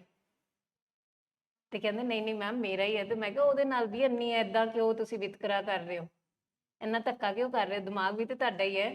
ਜੇ ਗੋਡੇ ਮੋਢੇ ਲੀਵਰ ਹਾਰਟ ਸਭ ਤੁਹਾਡਾ ਹੈ, ਤੁਸੀਂ ਇੰਨੀ ਟੇਕ ਕੇਅਰ ਕਰ ਰਹੇ ਹੋ, ਇੰਨੇ ਵੱਡੇ ਵੱਡੇ ਡਾਕਟਰਾਂ ਕੋਲ ਜਾ ਰਹੇ ਹੋ, ਇੱਥੇ ਤੁਸੀਂ ਆਉਣ ਨੂੰ ਤਿਆਰ ਨਹੀਂ ਸੀ। ਸੋ ਇਹ ਹੁੰਦਾ, ਫੈਮਿਲੀ ਨੂੰ ਵੀ ਏਦਾਂ ਲੱਗਦਾ ਕਿ ਨਹੀਂ ਇਹ ਆਪੇ ਠੀਕ ਹੋ ਜਾਏਗੀ, ਇਹ ਆਦਤ ਹੈ, ਇਹ ਸ਼ਾਇਦ ਇਹਦੀ ਏਜ ਦੇ ਅਨੁਸਾਰ ਕੁਝ ਬਿਹੇਵੀਅਰ ਖਰਾਬ ਹੋ ਰਿਹਾ, ਆਪੇ ਠੀਕ ਹੋ ਜਾਏਗਾ। ਸੋ ਉਹ ਇਨਵੋਲਵਮੈਂਟ ਕੀ ਹੁੰਦੀ ਹੈ? ਉਹ ਬ੍ਰੇਨ ਦੀ ਇਨਵੋਲਵਮੈਂਟ ਹੁੰਦੀ ਹੈ, ਜੋ ਕਿ ਡਿਜ਼ੀਜ਼ ਮਾਡਲ ਦੇ ਵਿੱਚ ਸਮਝਾਉਣ ਦੀ ਕੋਸ਼ਿਸ਼ ਕਰ ਰਿਹਾ। ਤੇ ਮਾਡਲ ਦਾ ਨੈਕਸਟ ਜਿਹੜਾ ਪਿਲਰ ਹੈਗਾ ਉਹ ਹੈ ਸਾਈਕੋਲੋਜੀਕਲ। ਪਹਿਲੇ ਬੋਡੀ ਐਂਡ ਦੈਨ ਮਾਈਂਡ। ਤੁਸੀਂ ਇਸ ਹਾਲ ਵਿੱਚ 4 ਪਿਲਰ ਦੇਖ ਰਹੇ ਹੋ, ਪੂਰੀ ਇਮਾਰਤ ਕਿੱਥੇ ਖੜੀ ਹੈ? 4 ਪਿਲਰਸ ਤੇ। ਤੇ ਸਾਡੀ ਬਿਮਾਰੀ ਦੇ ਵੀ 4 ਪਿਲਰਸ ਹੈਗੇ। ਮਤਲਬ ਅਸੀਂ ਸੋਲਲੀ ਨਹੀਂ ਕਹਿ ਸਕਦੇ ਕਿ ਖਾਲੀ ਸਾਡਾ ਬ੍ਰੇਨ ਤੇ ਸਾਡਾ ਲਿਵਰ ਅਫੈਕਟ ਹੋਇਆ, ਕਿਉਂਕਿ ਬਿਮਾਰੀ ਨਾਲ ਸਾਡਾ ਦੂਸਰਾ ਪਿਲਰ ਵੀ ਅਫੈਕਟ ਹੋਇਆ। ਮਤਲਬ ਇੱਕ ਪਿਲਰ ਤੇ ਕੱਢ ਦਈਏ, ਟਿਕੇਗੀ ਇਹ ਛੱਤ? ਨਹੀਂ ਟਿਕਣੀ। ਉਸੇ ਤਰ੍ਹਾਂ ਜਿਹੜਾ ਇੱਕ ਪਿਲਰ ਸਾਡਾ ਹੈਗਾ ਬਾਇਓਲੋਜੀਕਲ ਬੋਡੀ ਦਾ, ਉਹਦੇ ਨਾਲ ਦੂਸਰਾ ਪਿਲਰ ਵੀ ਨਾਲ ਜੁੜਿਆ ਹੋਇਆ, ਉਹ ਹੈਗਾ ਸਾਡਾ ਮਾਈਂਡ। ਸਾਡਾ ਬੋਡੀ ਤੇ ਸਾਡਾ ਮਾਈਂਡ ਨਾਲ ਜੁੜਿਆ ਹੋਇਆ। ਸਾਈਕੋਲੋਜੀਕਲ ਪਿਲਰ ਕਹਿੰਦਾ ਹੈ ਕਿ ਸਾਡਾ ਥਾਟ, ਸਾਡਾ ਮੂਡ ਤੇ ਸਾਡਾ ਬਿਹੇਵੀਅਰ। ਅਸੀਂ ਦੇਖੋ ਜਦੋਂ ਜਦੋਂ ਇਸ ਬਿਮਾਰੀ ਵਿੱਚ ਅੱਗੇ ਵਧਦੇ ਹਾਂ, ਸਾਡਾ ਥਾਟ ਪ੍ਰੋਸੈਸ ਚੇਂਜ ਹੋ ਜਾਂਦਾ, ਸਾਨੂੰ ਸ਼ੱਕ ਵਹਿਮ, ਕਈ ਵਾਰ ਆਵਾਜ਼ਾਂ ਸੁਣਨਾ ਲੱਗ ਪੈਂਦੀਆਂ, ਕਦੀ ਸਾਨੂੰ ਚੀਜ਼ਾਂ ਦੇਖਣ ਲੱਗ ਪੈਂਦੀਆਂ, ਸਾਨੂੰ ਲੱਗਦਾ ਸਾਡੇ ਬਾਰੇ ਗੱਲ ਕਰ ਰਹੇ ਆ। ਸਾਡੇ ਮਾਪਿਓ ਲਈ, ਸਾਡੇ ਵਾਈਫ ਲਈ ਅਸੀਂ ਇਮੋਸ਼ਨਲੀ ਕੋਲਡ ਹੋ ਜਾਂਦੇ ਹਾਂ, ਅਸੀਂ ਉਹਨਾਂ ਨੂੰ ਕੁਝ ਸਮਝਦੇ ਨਹੀਂ, ਸਾਡਾ ਬਿਹੇਵੀਅਰ ਰੂਡ, ਬਲੰਟ, ਕਈ ਵਾਰ ਹੱਥ ਚੁੱਕਣਾ, ਸਮਾਨ ਤੋੜਨਾ, ਦਰਵਾਜ਼ੇ ਭੰਨਣਾ, ਉੱਚੀ ਉੱਚੀ ਬੋਲਣਾ, ਘਰੋਂ ਚਲੇ ਜਾਣਾ। ਦੈਟ ਮੀਨਸ ਇਹ ਕਿਹੜੀ ਸਾਰੀ ਇਹ ਬਿਮਾਰੀ ਕਿਸ ਚੀਜ਼ ਨੂੰ ਇਫੈਕਟ ਕਰੀਏ, ਕਿਹੜੇ ਪਿਲਰ ਨੂੰ? ਸਾਈਕੋਲੋਜੀਕਲ ਪਿਲਰ ਨੂੰ। ਅਸੀਂ ਬੜੀ ਪੇਸ਼ੈਂਟਸ ਦੇਖਿਆ, ਮੈਮ ਉਹਨੇ ਸਾਡੇ ਅੰਦਰ ਕੈਮਰਾ ਲਾਇਆ ਹੋਇਆ, ਮੈਂ ਇਸ ਕਰਕੇ ਭੱਜ ਰਿਹਾ ਸੀ ਕਿਉਂਕਿ ਉਹ ਮੈਨੂੰ ਫੋਲੋ ਕਰ ਰਿਹਾ। ਇਹ ਕਿੱਥੋਂ ਚੇਂਜ ਆਇਆ? ਇੱਥੇ ਬ੍ਰੇਨ ਵਿੱਚ ਇੱਕ ਪਿਲਰ ਵਿੱਚ ਕੈਮੀਕਲ ਇੱਥੇ ਲੋਚਾ ਹੋਇਆ ਤੇ ਉਹਦਾ ਇਫੈਕਟ ਕਿੱਥੇ ਪਿਆ? ਦੂਜੇ ਪਿਲਰ ਤੇ। ਮੂਡ ਅਸੀਂ ਦੇਖਦੇ ਹਾਂ, ਮੂਡ ਕਿਵੇਂ ਜਾ ਰਹਿੰਦਾ? ਚਿੜਚਿੜਾ, ਗੱਲ ਕਰੋ ਵੱਢਣ ਨੂੰ ਪੈਂਦੇ, ਗੱਲ ਥੋੜੀ ਹੁੰਦੀ ਹੈ। ਕੁਛ ਕਹਿ ਦੋ ਤੇ ਨਾਲ ਹੀ ਘਰੋਂ ਬਾਹਰ। ਇਹ ਸਾਰੀ ਚੀਜ਼ਾਂ ਅਸੀਂ ਦੇਖੀਆਂ। ਡੈਟ ਮੀਨਸ ਕਿ ਬਿਮਾਰੀ ਦਾ ਦੂਸਰਾ ਪਿਲਰ ਜਿੱਥੇ ਸਾਨੂੰ ਸਾਈਨ ਐਂਡ ਸਿੰਪਟਮਸ, ਜਿੱਥੇ ਬਿਮਾਰੀ ਸਾਨੂੰ ਦਿਖ ਰਹੀ ਹੈ, ਉਹ ਕੀ ਹੈ? ਸਾਡਾ ਸਾਈਕੋਲੋਜੀਕਲ ਪਿਲਰ। ਕਿਉਂਕਿ ਅਸੀਂ ਕਈ ਵਾਰ ਤੇ ਸਿਰਫ ਆਪਣੇ ਸਰੀਰਕ ਤੌਰ ਤੇ ਸਾਰਾ ਬੋਡੀ, ਜਿਵੇਂ ਅਸੀਂ ਕਿਹਾ ਕਿ ਫਿਜ਼ੀਕਲ ਸਿੰਪਟਮਸ ਠੀਕ ਹੁੰਦੇ ਆ, ਸਾਨੂੰ ਲੱਗਦਾ ਕਿ ਹੁਣ ਇਹ ਠੀਕ ਹੈ, ਬਟ ਅਸੀਂ ਇਹ ਵਾਲੇ ਸਿੰਪਟਮਸ ਨੂੰ ਇਗਨੋਰ ਕਰ ਦਿੰਦੇ ਹਾਂ। ਕਿ ਉਹਦਾ ਮੂਡ, ਕਈ ਵਾਰ ਅਸੀਂ ਦੇਖਦੇ ਹਾਂ ਮੂਡ ਤੇਜ਼ੀ ਵਿੱਚ ਹੈ, ਕਈ ਵਾਰ ਮੂਡ ਲੋ ਵਿੱਚ ਹੈ। ਕਈ ਵਾਰ ਅਸੀਂ ਦੇਖਦੇ ਹਾਂ ਕਿ ਇੱਕ ਸਾਡਾ ਜਿਹੜਾ ਪੇਸ਼ੈਂਟ ਹੈ ਉਹ ਬਿਲਕੁਲ ਇਕੱਲੇ, ਸੈਲਫ ਐਬਜ਼ੋਰਬ, ਕੋਈ ਲੈਣਾ ਦੇਣਾ ਨਹੀਂ, ਕੁਝ ਬੋਲਣਾ ਹੀ ਨਹੀਂ ਹੈ, ਨਹਾਣਾ ਹੀ ਨਹੀਂ ਹੈ। ਤੁਹਾਨੂੰ ਲੱਗਦਾ ਕਿ ਨੋਰਮਲ ਹੈ? 21 ਦਿਨ, ਹਫਤਾ ਨਹਾਣਾ ਹੀ ਨਹੀਂ, ਨੇਲਸ ਵੱਧੇ ਹੋਇਆ, ਕੰਘੀ ਨਹੀਂ ਕਰਨੀ, ਬਿਮਾਰੀ ਦਿਖ ਰਹੀ ਹੈ। ਕਈ ਵਾਰ ਸਾਡਾ ਪੇਸ਼ੈਂਟ ਨਸ਼ਾ ਲੈ ਕੇ ਸਿੱਧਾ ਹੀ ਤੇਜ਼ੀ ਵਿੱਚ, ਰਿਸਕੀ ਬਿਹੇਵੀਅਰਸ। ਸੋ ਬਿਮਾਰੀ ਦਾ ਦੂਜਾ ਮਾਡਲ ਕਿੱਥੇ ਸਾਨੂੰ ਨਜ਼ਰ ਆਉਂਦਾ ਹੈ? ਸਾਈਕੋਲੋਜੀਕਲ। ਕਿ ਜੇ ਐਡਿਕਸ਼ਨ ਦੀ ਬਿਮਾਰੀ ਆਏਗੀ, ਸਾਡਾ ਸਰੀਰ ਤੇ ਅਫੈਕਟ ਹੋਣਾ ਹੀ ਹੋਣਾ, ਨਾਲ ਕੀ ਅਫੈਕਟ ਹੋਣਾ? ਸਾਡਾ ਥਾਟ, ਸਾਡਾ ਮੂਡ, ਸਾਡਾ ਬਿਹੇਵੀਅਰ। ਤੇ ਇਹ ਬਿਮਾਰੀ ਇੰਨੀ ਸਟਰੋਂਗ ਹੈ, ਮਤਲਬ ਇਹਦੀ ਸ਼ੈਡੋ ਇਲਨੈਸ ਵੀ ਜਿਹੜੇ ਫੈਮਿਲੀ ਮੈਂਬਰਸ ਰਹਿ ਰਹੇ ਹੈ, ਉਹਨਾਂ ਦੇ ਉੱਤੇ ਵੀ ਸਾਈਕੋਲੋਜੀਕਲ ਬੀਇੰਗ ਅਸੀਂ ਦੇਖੀਏ ਤੇ ਸਾਡੇ ਉੱਤੇ ਵੀ ਇੱਕ ਇੱਕ ਪਿਲਰ ਅਫੈਕਟ ਕਰ ਰਿਹਾ। ਤੁਸੀਂ ਆਪਣੀ ਬੋਡੀ ਨੂੰ ਦੇਖੋ, ਤੁਹਾਡੀ ਨੀਂਦ, ਤੁਹਾਡੀ ਐਪੇਟਾਈਟ ਸਾਰੀ ਖਰਾਬ ਹੈ। ਤੁਹਾਨੂੰ ਵੀ ਅਨਐਕਸਪਲੇਨਡ ਦਰਦਾਂ ਹੈ, ਇੱਥੇ ਦਰਦ ਹੈ, ਇੱਥੇ ਦਰਦ ਹੈ, ਕਦੀ ਸਿਰ ਭਾਰੀ ਹੈ। ਕਿਉਂ? ਕਿਉਂਕਿ ਤੁਹਾਡੇ ਅੰਦਰ ਵੀ ਲਗਾਤਾਰ ਸੋਚ ਚੱਲ ਰਹੀ ਹੈ। ਤੇ ਕਿਤੇ ਨਾ ਕਿਤੇ ਜਦੋਂ ਅਸੀਂ ਕਹਿੰਦੇ ਹਾਂ ਬਿਮਾਰੀ ਘਰ ਵਿੱਚ ਆਈ, ਤੇ ਖਾਲੀ ਪੇਸ਼ੈਂਟ ਨੇ ਬਿਮਾਰ ਨਹੀਂ ਹੋਣਾ, ਜਿਹੜੇ ਨਾਲ ਰਹਿ ਰਹੇ ਹੈ, ਇੰਨੀ ਸਟਰੋਂਗ ਬਿਮਾਰੀ ਹੈ, ਉਹਨੇ ਸਭ ਨੂੰ ਆਪਣੀ ਚਪੇਟ ਵਿੱਚ ਲੈਣਾ। ਤੇ ਤੁਸੀਂ ਦੇਖਣਾ ਕਿ ਜਿਹੜਾ ਸਾਈਕੋਲੋਜੀਕਲ ਪਿਲਰ ਹੈਗਾ, ਇੱਕ ਪੇਸ਼ੈਂਟ ਦਾ ਤੇ ਇੱਕ ਤੁਸੀਂ ਆਪਣਾ ਨਾਲ ਦੇਖਣਾ।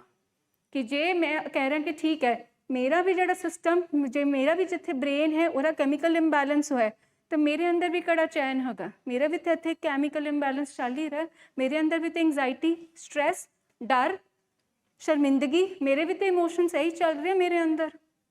ਮੇਰੇ ਅੰਦਰ ਵੀ ਤਾਂ ਸੋਚਾਂ ਕੀ ਆ ਰਿਹਾ, ਕੀ ਬਣੇਗਾ। ਮੇਰਾ ਵੀ ਮੂਡ ਲੋ, ਹਮੇਸ਼ਾ ਚਿੰਤਾ ਵਿੱਚ, ਤੇ ਮੇਰਾ ਬਿਹੇਵੀਅਰ ਵੀ ਅਸੀਂ ਦੇਖਿਆ ਕਦੀ ਸਾਡੀ ਇਨੇਬਲਿੰਗ, ਕਦੀ ਸਾਡੀ ਪ੍ਰੋਵੋਕਿੰਗ। ਜਦੋਂ ਗੱਲ ਨਹੀਂ ਮੰਨ ਰਿਹਾ ਤੇ ਸਾਡਾ ਜਾਂ ਕੰਟਰੋਲਿੰਗ, ਤੇ ਨਹੀਂ ਆ ਰਿਹਾ ਤੇ ਫਿਰ ਅਸੀਂ ਵੀ 1 ਦੀ 4, 4 ਦੀ 8, ਅਸੀਂ ਵੀ ਘੱਟ ਨਹੀਂ ਕੀਤੀ। ਤੇ ਤੁਸੀਂ ਦੇਖੋ ਕਿ ਬਿਮਾਰੀ ਦਾ ਜਿਹੜਾ ਦੂਸਰਾ ਪਿਲਰ ਹੈ, ਤੇ ਉਹ ਸਾਨੂੰ ਵੀ ਕਿਤੇ ਨਾ ਕਿਤੇ ਸਾਡੇ ਵੀ ਥਾਟ, ਮੂਡ, ਬਿਹੇਵੀਅਰ ਉੱਥੇ ਅਫੈਕਟ ਕਰ ਰਿਹਾ। ਸੋ ਬਿਮਾਰੀ ਦੇ 2 ਪਿਲਰਸ, ਪਹਿਲਾ ਪਿਲਰ ਸਾਡੀ ਬੋਡੀ, ਦੂਸਰਾ ਪਿਲਰ ਸਾਡਾ ਮਾਈਂਡ। ਸਿਸਟਮ ਹਾਈਜੈਕ ਹੋਇਆ, ਸਾਡਾ ਥਾਟ ਪ੍ਰੋਸੈਸ, ਸਾਡਾ ਮੂਡ ਤੇ ਸਾਡਾ ਬਿਹੇਵੀਅਰ ਚੇਂਜ ਹੋ ਗਿਆ। ਤੇ ਕਈ ਵਾਰ ਉਲਟਾ ਹੁੰਦਾ, ਕਈ ਵਾਰ ਸਾਡੇ ਕੁਝ ਮੈਂਟਲ ਹੈਲਥ ਇਸ਼ੂਜ਼ ਇੰਨੇ ਹੁੰਦੇ ਆ ਜੋ ਨਸ਼ੇ ਨੂੰ ਲੈ ਕੇ ਆਉਂਦੇ। ਕਈ ਵਾਰ ਪਾਸਟ ਵਿੱਚ ਕੋਈ ਟਰਾਮਾ ਹੈ, ਕੋਈ ਅਬਿਊਜ਼ ਹੈ, ਜਾਂ ਮੈਂ ਪਹਿਲੇ ਸ਼ੁਰੂ ਤੋਂ ਹੀ ਐਂਗਜ਼ਾਇਟੀ ਵਿੱਚ ਸੀ, ਜਾਂ ਮੇਰਾ ਮੂਡ ਖਰਾਬ ਸੀ, ਜਾਂ ਮੈਂ ਤੇਜ਼ੀ ਵਿੱਚ ਹਮੇਸ਼ਾ ਬਾਈਪੋਲਰ ਵਿੱਚ ਸੀ, ਉਹ ਵੀ ਨਸ਼ੇ ਨੂੰ ਲੈ ਆਉਂਦਾ। ਸੋ ਮਤਲਬ ਕਿ ਅੰਡਾ ਪਹਿਲੇ ਆਇਆ ਕਿ ਮੁਰਗੀ ਪਹਿਲੇ ਆਈ। ਤੇ ਕਈ ਵਾਰ ਐਡਿਕਸ਼ਨ ਸਾਡੇ ਅੰਦਰ ਕੋਮੋਰਬਿਡ ਦੂਸਰੀ ਬਿਮਾਰੀ ਮੈਂਟਲ ਹੈਲਥ ਇਸ਼ੂ ਦੀ ਲੈ ਆਉਂਦੀ ਹੈ, ਤੇ ਕਈ ਵਾਰ ਸਾਡੀ ਮੈਂਟਲ ਹੈਲਥ ਇਸ਼ੂ ਨਸ਼ੇ ਨੂੰ ਆਪਣੇ ਨਾਲ ਖਿੱਚ ਲਿਆਉਂਦੀ ਹੈ।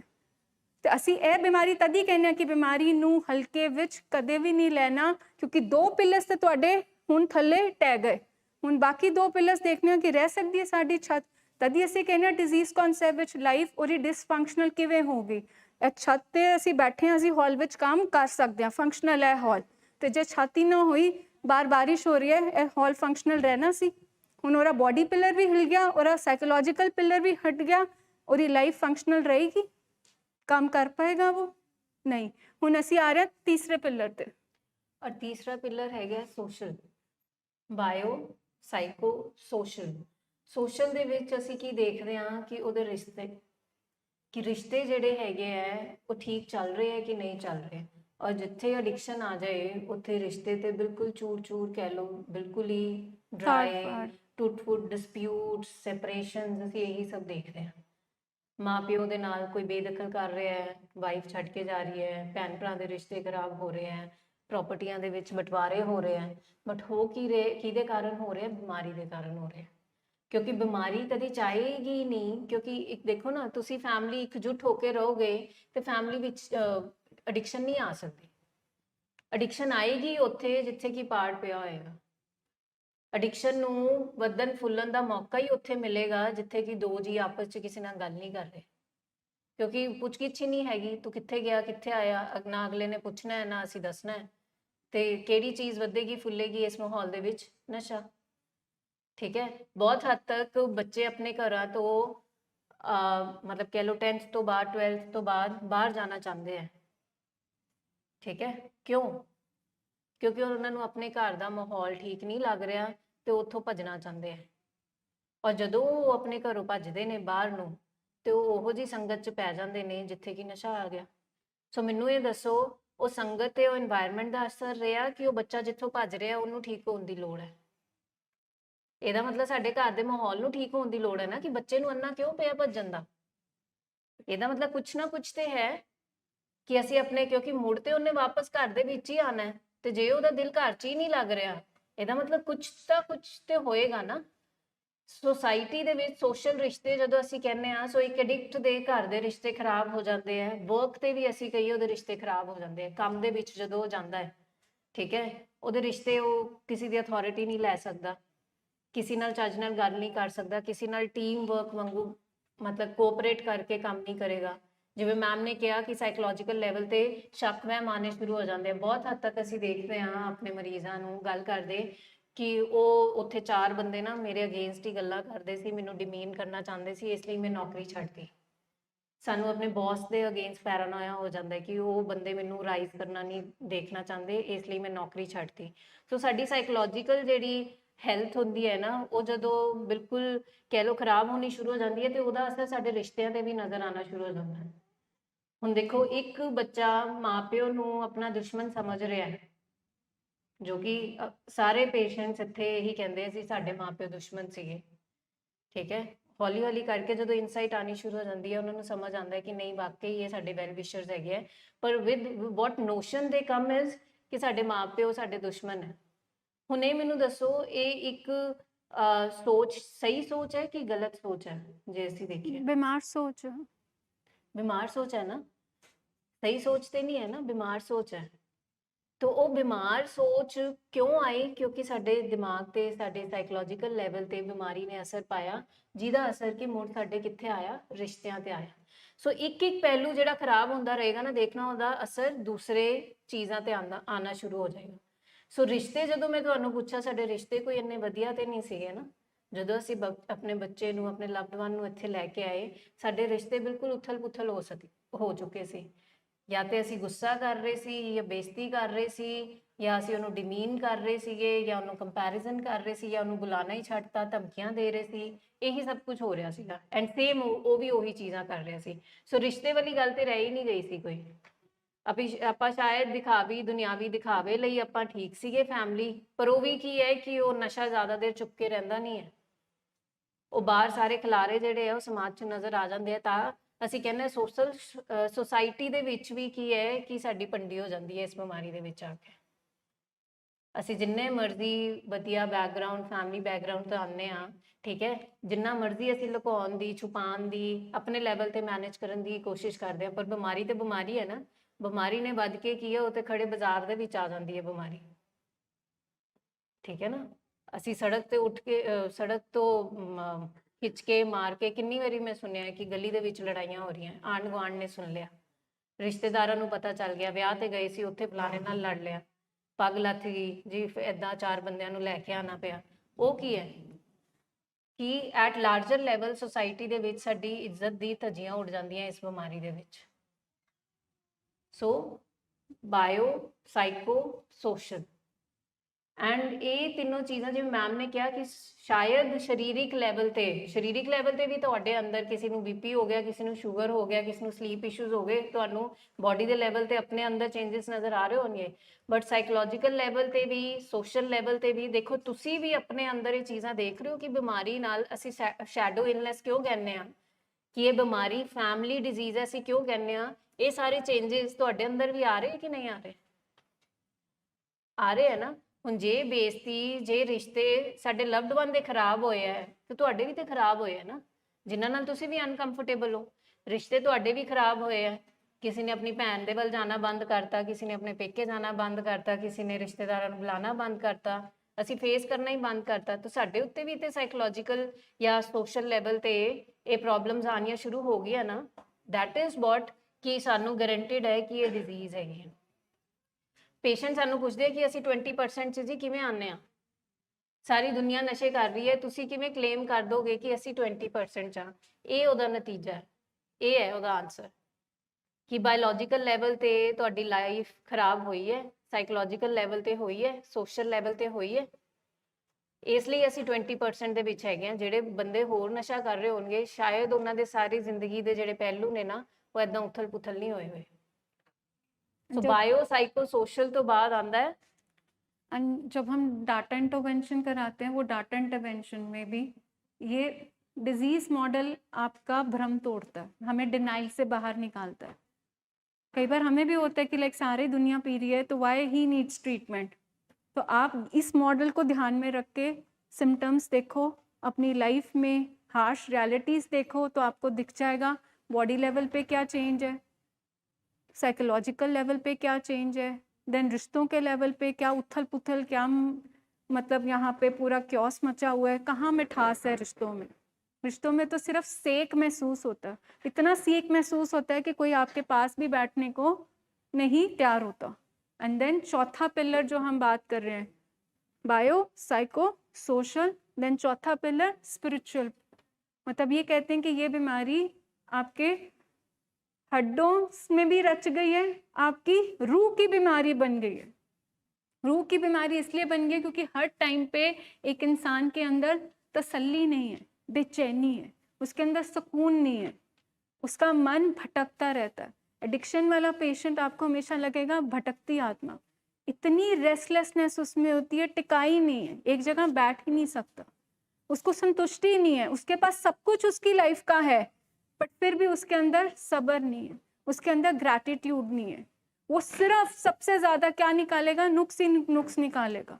वो किसी चीज़ को अप्रिशिएट नहीं करेगा, जो चीज़ नहीं है उसको वो बहुत हाईलाइट करेगा। इसका मतलब वो इंसान, जब हम कहते हैं कि रूह की बीमारी है, इसका मतलब कि वो इंसान खुद से डिस्कनेक्ट हो गया।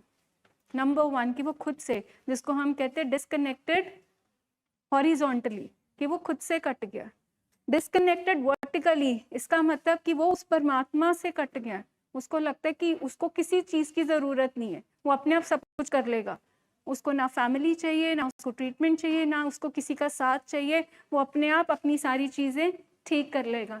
इसको कहते हैं डिस्कनेक्शन। और disconnection from that support system, जो लोग उसको मदद करने आते हैं वो उसी की मदद को ठुकरा देते हैं। डिससैटिस्फैक्शन, डिसकंटेंटमेंट, रेस्टलेसनेस, कंपैरिजन, सिर्फ क्रिटिकल रिमार्क्स देना। अब ये इंसान जिसके अंदर ये सारी चीज़ें चल रही हैं, क्या आपको लगता है उसके अंदर सुकून है, उसके अंदर चैन है? ये हम कहते हैं कि ये बीमारी स्पिरिचुअल लेवल पे आपके अंदर सिर्फ और सिर्फ हलचल, आपके अंदर कुछ ना कुछ चल रहा है जो आपको टिका के नहीं बैठता, आपको तसल्ली नहीं महसूस होती, आपको अंदर से एक सेरेनिटी, एक शांति, एक सुकून महसूस नहीं हो रहा। यहाँ तक हम बीमार हो जाते हैं। मतलब सिंपल लैंग्वेज ਚ ਬੋਲੀਏ ਤੇ ਇੱਕ ਉਹ ਬਿਮਾਰੀ ਹੈ ਜਿਹੜੀ ਤੁਹਾਡਾ ਜ਼ਮੀਰ ਵੀ ਮਾਰ ਦਿੰਦੀ ਹੈ। ਹੋਰ ਕਿਸੇ ਬਿਮਾਰੀ ਦੇ ਵੀ ਜ਼ਮੀਰ ਨਹੀਂ ਮਰਦਾ, ਜ਼ਮੀਰ ਮਾਰ ਦਿੰਦੀ ਹੈ। ਮਤਲਬ ਕਿ ਤੁਸੀਂ ਉਹ ਰਹਿੰਦੇ ਹੀ ਨਹੀਂ 360 ਡਿਗਰੀ। ਜਦੋਂ ਅਸੀਂ ਮਾਵਾਂ ਨੂੰ ਦੇਖਦੇ ਹਾਂ, ਵਾਈਫਸ ਨੂੰ ਦੇਖਦੇ ਹਾਂ, ਭੈਣਾਂ ਨੂੰ ਦੇਖਦੇ ਹਾਂ, ਉਹ ਕਹਿੰਦੀ ਇਹ ਮੇਰਾ ਭਰਾ ਹੈ ਹੀ ਨਹੀਂ, ਇਹ ਤੇ ਬਿਲਕੁਲ ਹੀ ਬਦਲ ਗਿਆ, ਇਹ ਮੇਰਾ ਉਹ ਪੁੱਤ ਹੈ ਹੀ ਨਹੀਂ ਹੈ ਜੋ ਪਹਿਲੇ ਮੇਰੀ ਟੇਕ ਕੇਅਰ ਕਰਦਾ ਸੀ, ਹਨਾ। ਸੋ ਮਤਲਬ ਜ਼ਮੀਰ ਮਾਰ ਦੇਣਾ, ਮਤਲਬ ਸਾਡੇ ਤੋਂ ਇਸ ਬਿਮਾਰੀ ਦੇ ਵਿੱਚ ਜਦੋਂ ਅਸੀਂ ਨੇਚਰ ਆਫ ਡਿਜ਼ੀਜ਼ ਸਮਝਾਂਗੇ, ਨੈਕਸਟ ਸਲਾਈਡ ਅਸੀਂ ਕਰਾਂਗੇ ਜਦੋਂ ma'am. So nature of disease ਅਸੀਂ ਜਦੋਂ ਸਮਝਾਂਗੇ ਤੇ ਉਹਦੇ ਵਿੱਚ ਪਤਾ ਚੱਲੇਗਾ ਕਿ ਇਹ ਬਿਮਾਰੀ ਸਾਡੇ ਨਾਲ ਕਿੱਦਾਂ ਖੇਲਦੀ ਹੈ। ਅਸੀਂ ਉਹ ਕੰਮ ਕਰਨ ਤੇ ਤੁਲ ਜਾਂਦੇ ਆ ਜੋ ਕਿ ਸਾਡਾ ਜ਼ਮੀਰ ਕਦੀ ਅਲਾਉ ਹੀ ਨਹੀਂ ਕਰੇਗਾ। ਇਹਨਾਂ ਨੇ ਉਹ ਕੰਮ ਕੀਤੇ ਨੇ ਜੋ ਕਿ ਉਹ ਇੱਕ ਹੋਸ਼ 'ਚ ਰਹਿ ਕੇ ਸੋਚ ਵੀ ਨਹੀਂ ਸਕਦੇ, ਪਰ ਇਹਨਾਂ ਨੇ ਆਪਣੇ ਨਸ਼ੇ ਦੀ ਹਾਲਤ ਦੇ ਵਿੱਚ ਉਹ ਕੰਮ ਕੀਤੇ ਹੋਏ ਨੇ। ਤੇ ਇਹਦਾ ਮਤਲਬ ਕੀ ਹੈ ਕਿ ਨਸ਼ਾ ਜਿੱਥੇ ਆ ਜਾਂਦਾ ਹੈ ਉੱਥੇ ਕੀ ਕਰਦਾ, ਜ਼ਮੀਰ ਸਾਡਾ ਬਿਲਕੁਲ ਮਰ ਜਾਂਦਾ। ਸੋ ਤੁਸੀਂ ਦੇਖੋ, ਸਾਨੂੰ ਬੋਡੀ ਦੇ ਲੈਵਲ ਤੇ, ਸਾਈਕੋਲੋਜੀਕਲ ਲੈਵਲ ਤੇ, ਸੋਸ਼ਲ ਤੇ ਹੈ, ਸਪਿਰਿਚੁਅਲ ਤੇ ਜੇ ਅਸੀਂ ਸਮਝੀਏ ਤੇ ਉਹਨੇ ਤੁਹਾਡੇ ਤੋਂ ਤੁਹਾਡਾ ਆਪਣਾ ਆਪ ਜਿਹੜਾ ਤੁਹਾਡਾ ਜ਼ਮੀਰ ਹੈ ਉਹੀ ਖੋਹ ਲਿਆ। ਤੁਸੀਂ ਉਹ ਇਨਸਾਨ ਰਹੇ ਹੀ ਨਹੀਂ ਜੋ ਤੁਸੀਂ ਪਹਿਲੇ ਸੀਗੇ। ਤੁਸੀਂ ਉਹ ਕਰ ਹੀ ਨਹੀਂ ਪਾ ਰਹੇ, ਕਿਉਂਕਿ ਜਦੋਂ ਅਸੀਂ ਨੇਚਰ ਆਫ ਡਿਜ਼ੀਜ਼ ਸਮਝਾਂਗੇ, ਨੇਚਰ ਹੁਣ ਕਿਸੇ ਬਿਮਾਰੀ ਦੀ ਨੇਚਰ ਨਹੀਂ ਅਸੀਂ ਕਦੀ ਸਮਝਦੇ। ਅਸੀਂ ਡਾਕਟਰ ਕੋਲ ਜਾਵਾਂਗੇ, ਅਸੀਂ ਕਵਾਂਗੇ ਬੀਪੀ, ਅੱਛਾ ਡਾਕਟਰ ਸਾਹਿਬ ਦੱਸੋ ਸਾਨੂੰ ਇਹ ਕਿਹੜੇ ਆਰਗਨ ਤੇ ਕਿੱਦਾਂ ਅਫੈਕਟ ਕਰਦੀ ਹੈ। ਅਸੀਂ ਨੇਚਰ ਨਹੀਂ ਕਦੀ ਪੁੱਛੀ ਅਸੀਂ ਡਾਕਟਰ ਤੋਂ ਕਿ ਨੇਚਰ ਕੀ ਹੁੰਦੀ ਹੈ ਸਰ ਬੀਪੀ ਦੀ, ਸਰ ਨੇਚਰ ਸ਼ੂਗਰ ਦੀ ਨੇਚਰ ਕੀ ਹੁੰਦੀ ਹੈ, ਕੈਂਸਰ ਦੀ ਨੇਚਰ ਕੀ ਹੁੰਦੀ ਹੈ। ਅਸੀਂ ਬੰਦੇ ਦੀ ਨੇਚਰ ਜ਼ਰੂਰ ਪੁੱਛਦੇ ਹਾਂ ਕਿ ਇਹ ਵੀ ਇਹਦਾ ਰਿਸ਼ਤਾ ਕਰਨਾ ਹੈ, ਉਹਦੀ ਨੇਚਰ ਕਿਹੋ ਜਿਹੀ ਹੈਗੀ ਹੈ ਸਾਨੂੰ ਦੱਸਣਾ ਜ਼ਰਾ, ਜਾਂ ਇਹ ਬੰਦਾ ਨਵਾਂ ਨੌਕਰੀ ਤੇ ਰੱਖਣਾ ਹੈ, ਇਹਦੀ ਨੇਚਰ ਕਿਹੋ ਜਿਹੀ ਹੈਗੀ ਹੈ। ਪਰ ਸਾਇੰਸ ਦੇ ਵਿੱਚ, WHO ਦੇ ਵਿੱਚ ਸਿਰਫ ਇਸੀ ਬਿਮਾਰੀ ਨੂੰ ਨੇਚਰ ਆਫ ਡਿਜ਼ੀਜ਼ ਦੇ ਵਿੱਚ ਕਿਹਾ ਗਿਆ ਹੈ ਕਿ ਇਹ ਕਨਿੰਗ, ਬੈਫਲਿੰਗ, ਠੀਕ ਹੈ, ਤੇ ਪਾਵਰਫੁਲ ਡਿਜ਼ੀਜ਼ ਹੈ। ਨੇਚਰ ਸਿਰਫ ਇਸ ਬਿਮਾਰੀ ਦੀ ਦੱਸੀ ਗਈ ਹੈ। ਹੁਣ ਚੁਸਤ ਚਲਾਕ, ਕਨਿੰਗ, ਸਭ ਤੋਂ ਪਹਿਲੀ ਚੀਜ਼ ਜਿਹੜੀ ਹੈ ਕਿ ਕਨਿੰਗ ਹੈ, ਇਹ ਬਿਮਾਰੀ ਚੁਸਤ ਚਲਾਕ ਹੈ। ਕਦੀ ਅਸੀਂ ਨਹੀਂ ਸੁਣਿਆ ਹੋਣਾ ਕਿ ਕੋਈ ਬਿਮਾਰੀ ਚੁਸਤ ਚਲਾਕ ਹੈ। ਕਦੀ ਤੁਸੀਂ ਡਾਕਟਰ ਕੋਲ ਗਏ ਹੋ, ਉਹਨੇ ਰਿਪੋਰਟਾਂ ਦੇਖ ਕੇ ਕਿਹਾ ਓਹੋ ਵੀ ਤੁਹਾਨੂੰ ਤੇ ਬੜੀ ਚੁਸਤ ਚਲਾਕ ਬਿਮਾਰੀ ਲੱਗ ਗਈ ਹੈ, ਕਿਹਾ ਕਿਸੇ ਨੇ? ਨਹੀਂ ਕਿਹਾ। ਅਸੀਂ ਇੱਥੇ ਬਾਰ-ਬਾਰ ਕਹਿੰਦੇ ਆ ਕਿ ਇਹ ਜਿਹੜੀ ਐਡਿਕਸ਼ਨ ਦੀ ਬਿਮਾਰੀ ਹੈ ਇਹ ਬੜੀ ਚੁਸਤ ਚਲਾਕ ਬਿਮਾਰੀ ਹੈ। ਹੁਣ ਤੁਸੀਂ ਸਾਰੀ ਫੈਮਿਲੀਜ਼ ਇੱਥੇ ਬੈਠੇ ਹੋ, ਮੈਨੂੰ ਹੱਥ ਖੜੇ ਕਰਕੇ ਦੱਸਣਾ, ਤੁਹਾਡੇ ਲਵਡ ਵਨ ਦੇ ਵਿੱਚ ਤੁਸੀਂ ਚੁਸਤ ਚਲਾਕੀਆਂ ਦੇਖੀਆਂ?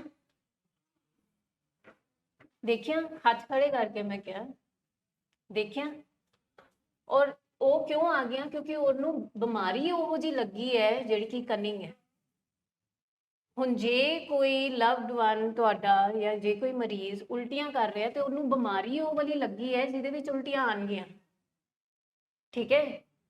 ਤੋ ਸਾਡੇ ਪੇਸ਼ੈਂਟ ਦੇ ਵਿੱਚ ਚੁਸਤ ਚਲਾਕੀਆਂ ਕਿਉਂ ਆ ਗਈਆਂ? ਕਿਉਂਕਿ ਉਹਨੂੰ ਬਿਮਾਰੀ ਉਹੋ ਜਿਹੀ ਲੱਗੀ ਹੈ ਜਿਹੜੀ ਕਿ ਚੁਸਤ ਚਲਾਕੀ ਵਾਲੀ ਬਿਮਾਰੀ ਹੈ, ਕਿਉਂਕਿ ਉਹਨੇ ਦਿਮਾਗ ਨੂੰ ਇੰਨਾ ਹਾਈਜੈਕ ਕਰ ਲਿਆ ਹੈ।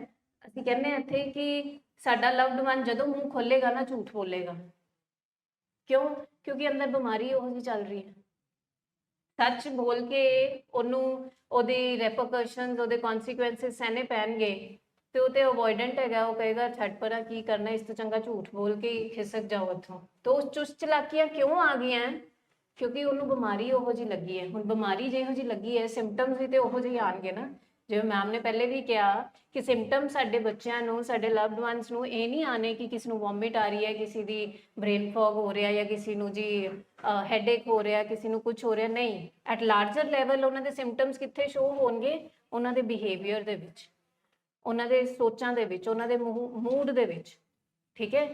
ਸੋ ਕਨਿੰਗ ਜਦੋਂ ਅਸੀਂ ਕਹਿੰਦੇ ਆ ਕਿ ਬਹੁਤ ਫੈਮਿਲੀ ਸਾਨੂੰ ਕਹਿੰਦੀਆਂ ਮੈਮ ਤੁਸੀਂ ਨਾ ਭੁੱਲੀ ਜਾਓ, ਇਹ ਨਹੀਂ ਠੀਕ ਹੋਣਾ ਨਾ, ਇਹ ਜਿਸ ਲੈਵਲ ਦੇ ਵਿੱਚ ਚੁਸਤ ਚਲਾਕੀ ਦੇ ਵਿੱਚ ਇਹਨੇ ਡਿਗਰੀ ਕੀਤੀ ਹੋਈ ਹੈ ਨਾ, PhD, ਇਹ ਤੁਹਾਡੇ ਵੱਸ ਦੀ ਗੱਲ ਨਹੀਂ ਹੈ।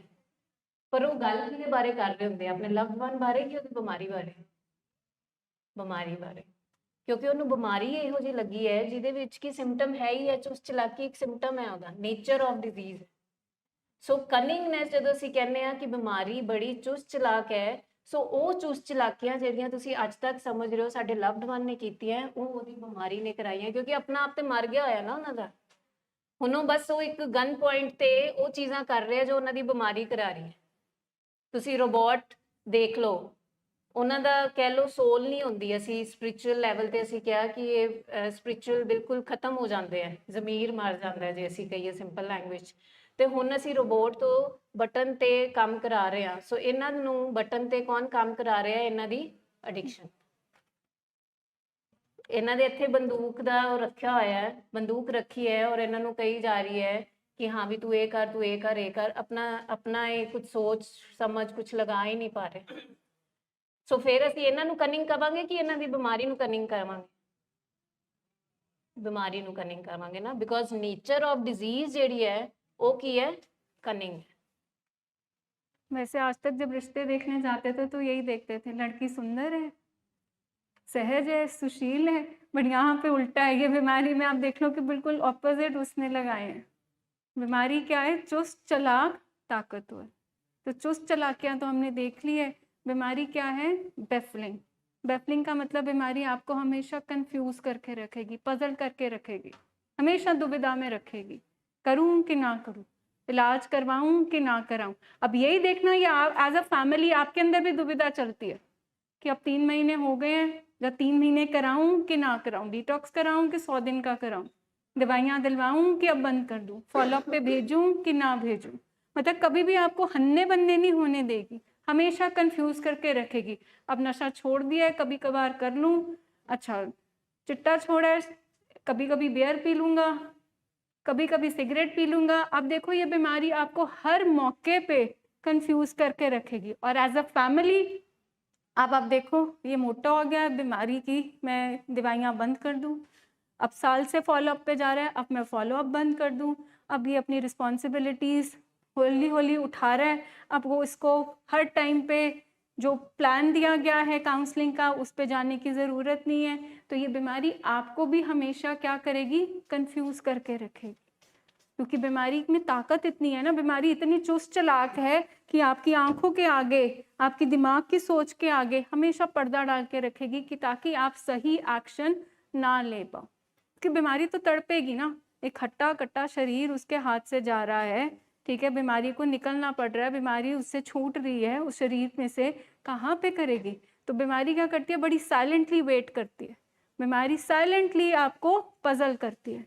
देखो इस बीमारी में कोई बाहर से वायरस नहीं आ रहा, कोई बाहर से आपको कोई कीड़ा कीटाणु नहीं काट रहा। बीमारी कहाँ से पजल कर रही है? आपकी अपनी सोच में से। आपके अंदर एक सोच आती है, वो आपको कंफ्यूज करती है। जो 4 कदम आपने आगे बढ़ाए होते हैं रिकवरी के सफर में, उस रास्ते में वो बीमारी आपको कंफ्यूज करके फिर वापस पीछे ले आती है। और शायद इसीलिए वो बीमारी हमारे पेशेंट्स का भी रिलैप्स कराती है। उनका ईमान बनता है, वो रिकवरी की गाड़ी पर चढ़ जाते हैं, फिर बीमारी कहीं ना कहीं बेफल करती है, क्योंकि बीमारी चालाक, ताकत बहुत है उसमें, वो कंफ्यूज करके उसकी गाड़ी में से उसको उतार देते हैं। वो बेचारा फिर पैदल, फिर सड़क पे, फिर नीचे बैठ जाता है, फिर दोबारा ऊपर चढ़ाना पड़ता है। So this is the process with this illness, कि जब हम इस बीमारी की बात करते हैं तो बीमारी का चाल चलन कैसा है? चुस्त चालाक, बेफल, साइलेंटली वेट करना कि अब मैं ट्रैप इसके ऊपर फेंकूंगी। एंड बीमारी सबसे ज़्यादा आपको कंफ्यूज तब करती है जब आपकी लाइफ में सब चीज़ें ठीक होनी शुरू हो जाती हैं, चाहे वो मेरा पेशेंट हो, चाहे मेरी फैमिली हो। जब आपको लगता है कि अब सारी चीज़ें नॉर्मल हो गई हैं, ये अपनी रूटीन में वापस आ गया, तो अब बीमारी आपको क्या करेगी? उसने बाहर से तो कुछ नहीं करना, बाहर से तो कोई वायरस बैक्टीरिया नहीं आना, आपकी सोच में आपको कंफ्यूज करके आपको गुमराह कर देना। सो बेफलिंग मीन्स कि ये बीमारी आपको गुमराह करेगी हर वक्त। इसीलिए कहते हैं कि बार power of program, power of others, आप सपोर्ट लीजिए ताकि आपको हमेशा वो टॉर्च लाइट पड़ती रहे, ताकि आप कंफ्यूज ना हो, आप बिल्कुल क्लियरली अपना एक्शन और अपनी सोच को देख सकें कि कहीं मैं गुमराह तो नहीं हो गया, कहीं बीमारी मुझे प्रोग्राम से बाहर तो नहीं निकाल रही। क्योंकि बीमारी का फर्स्ट जब हमने कॉन्सेप्ट किया था तो हमने ये देखा था कि बीमारी क्या थी? प्रोग्रेसिव थी, बीमारी जानलेवा भी थी।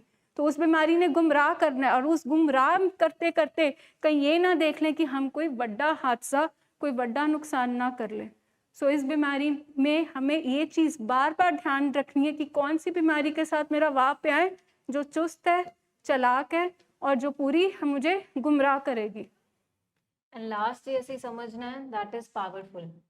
ਹੁਣ ਜਦੋਂ ਅਸੀਂ ਇੱਕ ਬਿਮਾਰੀ ਦਾ ਕਨਸੈਪਟ ਸਮਝਣ ਵਾਸਤੇ ਅਸੀਂ ਕਰਦੇ ਹਾਂ ਫੇਟਲ ਹੈ ਇਹ ਬਿਮਾਰੀ, ਜਾਨਲੇਵਾ ਹੈ, ਤਾਂ ਪਾਵਰਫੁਲ ਉਹਦੀ ਤਾਕਤ ਤੇ ਸਾਨੂੰ ਆਪੇ ਹੀ ਸਮਝ ਆ ਜਾਣੀ ਚਾਹੀਦੀ ਹੈ ਕਿ ਇੱਕ ਬਿਮਾਰੀ ਜਿਹੜੀ ਆਈ ਹੀ ਜਾਨ ਲੈਣ ਹੈ, ਜੇ ਉਹ ਅਨਟ੍ਰੀਟਡ ਰਹਿ ਜਾਏਗੀ ਤੇ ਹੋਰ ਕੋਈ ਚਾਰਾ ਨਹੀਂ ਹੈ, ਉਹਨੇ ਜਾਨ ਹੀ ਲੈ ਕੇ ਜਾਣੀ ਹੈ, ਤੇ ਉਹਦੀ ਪਾਵਰ ਕਿੰਨੀ ਕੁ ਹੋਏਗੀ ਤੁਸੀਂ ਦੇਖ ਲਓ। ਸਾਰੀ ਸਾਡੀ ਸਾਇੰਸ, ਸਾਰੇ ਸਾਡੇ ਫੈਕਟ, ਰਿਸਰਚ, ਮਾਂ ਪਿਓ ਦਾ ਪਿਆਰ, ਇੰਨੀ ਉਹਨਾਂ ਦੀ ਪਰਵਰਿਸ਼, ਉਹ ਸਭ ਜ਼ੀਰੋ ਹੋ ਜਾਂਦੀ ਹੈ। ਉਹ ਕਿਉਂ ਹੋ ਜਾਂਦੀ ਹੈ? ਕਿਉਂਕਿ ਬਿਮਾਰੀ ਹੈ ਹੀ ਇੰਨੀ ਪਾਵਰਫੁਲ। ਉਹਨਾਂ ਨੂੰ ਉਸ ਲੈਵਲ ਤੇ ਕੋਈ ਜੋ ਮਾਂ ਪਿਓ ਨੇ ਚੰਗਾ ਕੀਤਾ ਉਹਨਾਂ ਵਾਸਤੇ ਉਹ ਨਹੀਂ ਯਾਦ ਰਹਿੰਦਾ, ਜੋ ਉਹਨਾਂ ਦੀਆਂ ਸਾਰੀਆਂ ਅਸੀਂ ਚੀਜ਼ਾਂ ਉਹਨਾਂ ਲਈ ਪੂਰੀਆਂ ਕੀਤੀਆਂ ਉਹ ਨਹੀਂ ਸਮਝ ਆਉਂਦਾ। ਫੈਮਿਲੀ ਜਾਂ ਪ੍ਰੋਫੈਸ਼ਨਲ ਹੈਲਪ ਉਹਨਾਂ ਨੂੰ ਕਿੰਨੀ ਅੱਗੇ ਵੱਧ ਕੇ ਦਿੱਤੀ ਜਾ ਰਹੀ ਹੈ, ਸਾਇੰਸ ਕੀ ਕਹਿੰਦੀ ਹੈ, ਰਿਸਰਚ ਕੀ ਕਹਿੰਦੀ ਹੈ, ਕਿੰਨੀਆਂ ਮੌਤਾਂ ਆਸ-ਪਾਸ ਹੋਈਆਂ ਨੇ, ਉਹਨਾਂ ਨੂੰ ਕੁਝ ਨਜ਼ਰ ਨਹੀਂ ਆ ਰਿਹਾ। ਇਹਦਾ ਮਤਲਬ ਕੀ ਹੈ ਕਿ ਬਿਮਾਰੀ ਇੰਨੀ ਪਾਵਰਫੁਲ ਹੈ ਕਿ ਉਹ ਸਭ ਰਿਐਲਿਟੀ ਸਾਹਮਣੇ ਹੁੰਦੇ ਹੋਏ ਵੀ ਉਹਨੂੰ ਇੱਕ ਭਰਮ 'ਚ ਰੱਖ ਰਹੀ ਹੈ। ਐਡੀ ਪਾਵਰਫੁल है ये बीमारी। अच्छा, ताकत दिखती है बीमारी की? सेहत गई हाँ कि ना? Everybody, your health, physical health, mental health decline हुई, सेहत खराब हुई, लिवर ब्रेन हाईजैक है, ताकत दिखती है बीमारी की? बीमारी ने आपके थॉट प्रोसेस, आपके मूड, आपके स्वभाव को बदल दिया, बीमारी की ताकत दिखती है। बीमारी ने आपके रिश्ते ख़त्म कर दिए, बीमारी ने आपकी रिस्पेक्ट ख़त्म कर दी, बीमारी ने आपकी एक इमेज पूरी डिक्लाइन कर दी, आप पे लेबल चिपका दिए, पूरी ताकत है बीमारी में। बीमारी ने पूरे आपके साथ आपकी फैमिली की भी लाइफ को बिल्कुल डिसफंक्शनल कर दिया। है ताकत बीमारी में? आप अपनी लाइफ के जिस मुकाम में थे, पैसा, पावर, पोजीशन, जो अथॉरिटी थी, उस बीमारी ने उस चीज़, किसी चीज़ का लिहाज नहीं किया।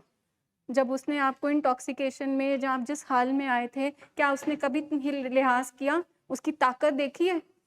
जब हम ओवरडोज सुनते हैं, जब हम सोचते हैं कि फिट पड़ गया, आप कहीं पे घिरे हुए इंटॉक्सिकेशन में मिले, जहाँ आपको इमरजेंसी में लाना पड़ा, बीमारी की ताकत दिखती है? सो आप देखो कितनी को ताकतवर बीमारी है जिसने सब कुछ ले लिया और इतनी ताकत रखती है कि फिर भी आपको ट्रीटमेंट में नहीं आने देती। कितनी गजब ये, मतलब कहते हैं कि बीमारी की ताकत है। सब कुछ ले लिया फिर भी मानने नहीं देती, फिर भी हमारे नुकसान को इतना मिनिमाइज करके, हमारी पेन को मिनिमाइज करके, वो सिर्फ और सिर्फ क्या याद दिला रही होती है? वो यूफोरिक कॉल, वो प्लेजर जो टेम्परेरी कभी एक लाइफ टाइम पे हमने महसूस किया था। सब कुछ लाइफ पे स्टेक पे है, बट आज भी बीमारी हमें उस चीज़ में सरेंडर करने ही नहीं देती कि मुझे इलाज की ज़रूरत है। सिस्टम हाईजैक है, फिर भी देखो, मतलब हम लगे हुए ट्रीटमेंट कराने, पर बीमारी कहाँ मानने देती है। आप देखो कितनी को ताकत है, कितनी देर लग जाती है एक डिनाइल से एक्सेप्टेंस में आने में, फिर इंसान पूरा मेहनत करके आगे चलता है, फिर उसको पीछे खींच लाती है। That's the power of the illness, कि एक के साथ 4 लोगों को फ्री में बीमार किया, ये पावर ही है उस बीमारी की। और कभी भी लाइफ में हम कहते हैं कि बीमारी ठीक हो जाती है, कभी फिर रिलैप्स कर सकती है, ये भी उसकी पावर है कि चलते चलते उसमें पूरी पावर है। अगर हमने, मतलब वो कहते हैं ना, वो सावधानी हटी, दुर्घटना घटी, हमारी बीमारी में भी उतनी ताकत है। जहाँ हमने अपना ध्यान हटाया, हम गए। So that's the power of the illness, कि किस बीमारी का हम इलाज करा रहे हैं।